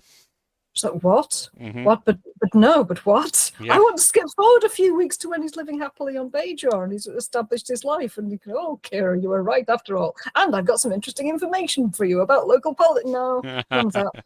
Won't see him again. So yeah, it was a really stark ending and a really, more. It was given far more weight than the ending where someone is summarily executed. Yeah, my God, that's a really good point. Which shocked us terribly, but is played really lightly in the episode. It really bloody is. God, I think that was like a laugh ending. They're all laughing before the cuts to black on that one. But this one, no, it takes it as seriously as the story does. It's hard. It's a hard ending, and it's a really interesting and really difficult to come to terms with episode. Yeah, it is. And so then I would ask, has that, because I know you came into this episode right at the top of this podcast, you came in and said, I didn't really ultimately enjoy this episode. So is that part of it? I think so. I think it's a really well written episode, and I think what it does is pokes at genuinely difficult real world problems 100%. that I do not have solutions to, and that makes me feel uncomfortable. And I assume many people would argue that I'm taking Star Trek too seriously when it has that effect on me, but no, that is what stories do, and that's what it's meant 100%. to do. 100%. I think Star Trek is a very good show for taking you into situations like this and exposing you to scenarios you might be lucky enough never to have to encounter, and asking you hard questions. Yes, there's spaceships and people with funny faces, but the dynamics of societies and individuals interacting, I think, asks some harsh questions, and it doesn't do what fiction should do, which is give you an escape, a pleasant alternate universe in which good wins and saves the day. So no, I think it's perfectly reasonable to react disquieted. I did. I was also left like, kind of, damn, that was bleak, and I didn't get a resolution. Yeah, the Indoor Cat says that she likes the ambiguity that DS9 and Voyager leave you with so many moral quandaries. They do, and they will, and it will be interesting to read your reaction to that. But again, we mustn't spoil any more. because we must let Cat come to these conclusions by themselves. And give us that view, because you've thrown into stark relief something I'd always taken for granted. Thank you, Kat. That's exactly what I was hoping you would do. But I mean, I guess the ultimate question is: do you? Well, I don't know. There is no ultimate question. I can't ask you if you enjoyed it or not. I appreciated the episode You a great appreciated deal. I found it interesting to watch. I got a lot out of trying to analyze it afterwards and work out why I felt the ways that I did about it. Yeah. One thing that we haven't addressed yet, our prime directive section of the podcast, Ooh, where we yes. look at where there are analogies with real life situations, how societal issues are explored in the episode, how that might differ if it were done today. And I think in this episode, the people who are being displaced are not being displaced by an invading force per se, but by their own government. And the one real world analogy it made me think of, I'm sure there are many, was occasions when Native Americans have been removed from their land or had sacred sites destroyed by companies who had full permission from the government to use the land, where it isn't considered illegal, nobody's being made stateless, they're not being moved out of the country. The government would claim that the situation works for and represents the people on the land as much as that the government itself works for and represents the people on the land. They have a mandate. But the government is acting in its own interests. It is still a form of theft and it is still immoral. And in this story, the argument's made that it's for the greater good. The energy harvested from Gerudo will benefit hundreds of thousands of people, but that doesn't resolve the issue of the wrongness of taking away the homes of people who built their lives on that land and who have staked a claim to it, which is now not being honoured. And it's with that analogy in mind that I'm really loath to come down squarely on the, yes, I think they should be moved, they're just 3 people side of it, because how many or how few people does it have to be for it to be justifiable? 47 other people, 47, were moved off the moon. We don't know to what extent that was against their will. Kira raises the point, and the episode doesn't explore it. So I do think that this episode posits some good ideas and then kind of fumbles a bit with it. Which I think they only have the 45 minutes to do it, and is the problem. We could have had a feature-length film about all of these issues and the many different people who are affected by it. We don't hear from the Bajoran grandmother who might die of cold if we don't get the power from that moon. It's a very complex matter, and I think that given how little time they had to do it and the complexity of the situation, I feel it was well dealt with in the episode. I don't feel that it was done clumsily, it wasn't done offensively. The only thing that really offended me was the complete lack of character given to the 2 non-speaking characters, which is a very separate issue from the displacement. But I think generally speaking, I think they've done a very good job with a complex issue. I've also put down that I'm aware that within the story, the 3 people on Gerudo are marginalised. They're at a disadvantage compared with most Bajorans, not because their ethnicity is different or looked down upon, but because all 3 of them have been traumatised, though arguably a majority of Bajorans experience this under Cardassian rule. But 2 of the people on Gerudo are disabled in that they can no longer speak. The 3 of them haven't benefited from wider Bajoran society in the ways that those who'll get the energy this winter have benefited. They haven't been living on Bajor with access to food, trade, healthcare. They've kept to themselves, and the story doesn't focus on any of the benefits they might experience from being integrated. It focuses strongly on their desire not to be. So, I think my feeling that I really want to just tell Mullibok, look, people are good. It eases my conscience that I can tell myself that if we can encourage them to be less antisocial, then the problem goes away. They can learn to live among other people again, but it doesn't remove the wrong that's done to them. And ultimately, I don't think it's meant to be read as a direct analogy for any specific situation on Earth. The story, as I said earlier, is about Kira and how she deals with that no-win situation. That's exactly what it is. Yeah. What's the name of that ship? The Kobayashi Maru. Kobayashi Maru. It's Kira's Kobayashi Maru. Is this one? She's got to find a way through it with no way of making everyone happy. I had not thought of that, but you're absolutely right. It is as so many Starfleet officers or Federation officers or just characters in Star Trek are faced with a situation where there isn't an ideal resolution. It is challenging. The indoor cat has given a bit more information. She says that it's interesting in that way. With the indigenous populations, though, the government projects were often heavily polluting oil pipelines, destruction of water tables. So there are a lot of arguments on forcing people off land for those purposes. The moon situation in DS9 is different, though, because no one is living on the moon after the mining starts. No one is relying on that ecosystem any longer. The moon is exploited in total for its natural resources. So yeah, there's a very clear difference. They have to leave the land completely in order for it to be used. And interestingly, the episode doesn't actually say anything about that impact because the indoor cat raises a correct point that the moon will be rendered uninhabitable. It's actually a major environmental disruption.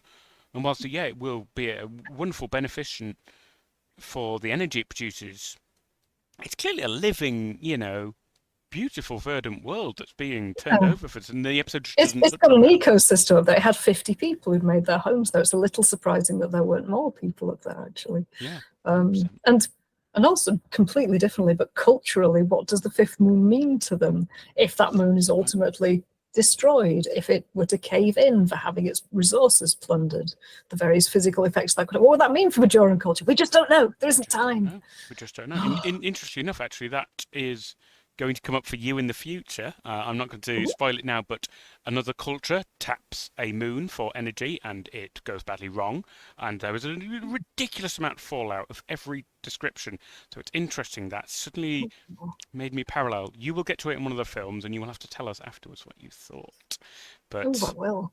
It is a very familiar scenario that's just popped into my head. We are closing in on 2 hours, so I think this is a pretty good place to kind of wrap up. I think we've come away from this episode very, very torn because there are excellent bits and some bits that we felt fell short. I think we can both say that. I think we both adored the B plot. Just spectacular comedy subplot. Loved that. But yeah, I did feel I felt that the A plot had some really high points and then just some low points as well. So a very uneven episode, but ultimately I came away very, very intrigued by it. Yeah. I think I feel that it was strong throughout. I think we've only had 1 or 2 episodes where we've been disappointed by the overall quality of it, where there wasn't as much thought given to direction and camera movement and so on. This one clearly has had a lot of thought, a lot of resources put into it. They really care about the telling of this story. And yeah, I feel that it was well told throughout. It had a lot of nuance in it. It had a lot of different aspects that you can take from it. It is a very good episode, and probably the episode that I have appreciated most while feeling most uncomfortable about. Because I wish that I had those easy answers, and I think you're right. It does feel very unusual to come away from a Star Trek episode not thinking, "Oh yeah, those people bad, these people good, all is well," and I appreciate that.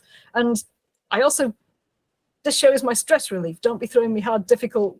Don't be throwing me political hardballs, Cisco, while I'm trying to have my downtime. I know this bodes well for the entirety of the rest of Deep Space Nine. I am a bit worried now. Yeah, don't worry. I will get by. I don't even care what Garak does. I just want more Garak. So even if he's out there committing atrocities, I'm here for it.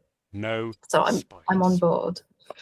It's going to be interesting, Kat, and I think your every reaction is going to be legitimate and justified. But yes, please do not put yourself through anything uncomfortable. I think you can absolutely say, I couldn't watch any more of this particular episode because it was to X, Y, Z. That's a legitimate reaction, and we will tackle it as such. Thank you. If I do find that any particular scenes are too difficult for me to stay with, I will just say I don't want to spend time on this one. But yeah, so far, I'm with it. It's annoying me, but I'm with it. High praise indeed. High praise indeed.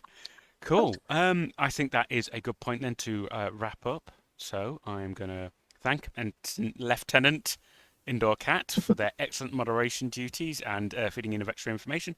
And thank the audience as well. Lots of people dropped into chats. David, Nigel, everybody. Thank you so much for engaging with us. Thoroughly enjoy it. Thanks, Holly, for this self-actualizing STEM bolt. May you all self-actualize yourselves as the STEM bolt wishes. And I will just thank Kat for as always being a wonderful partner in this mad endeavour of ours. And we will hope to return in a couple of weeks' time as we inch ever closer to the end of Season 1 and the start of Season 2. So, Thank you so much, everyone. I will wish you Thank you, all Tim. live long and prosper. Take care. Thank you, David. Good night, everyone. Hey.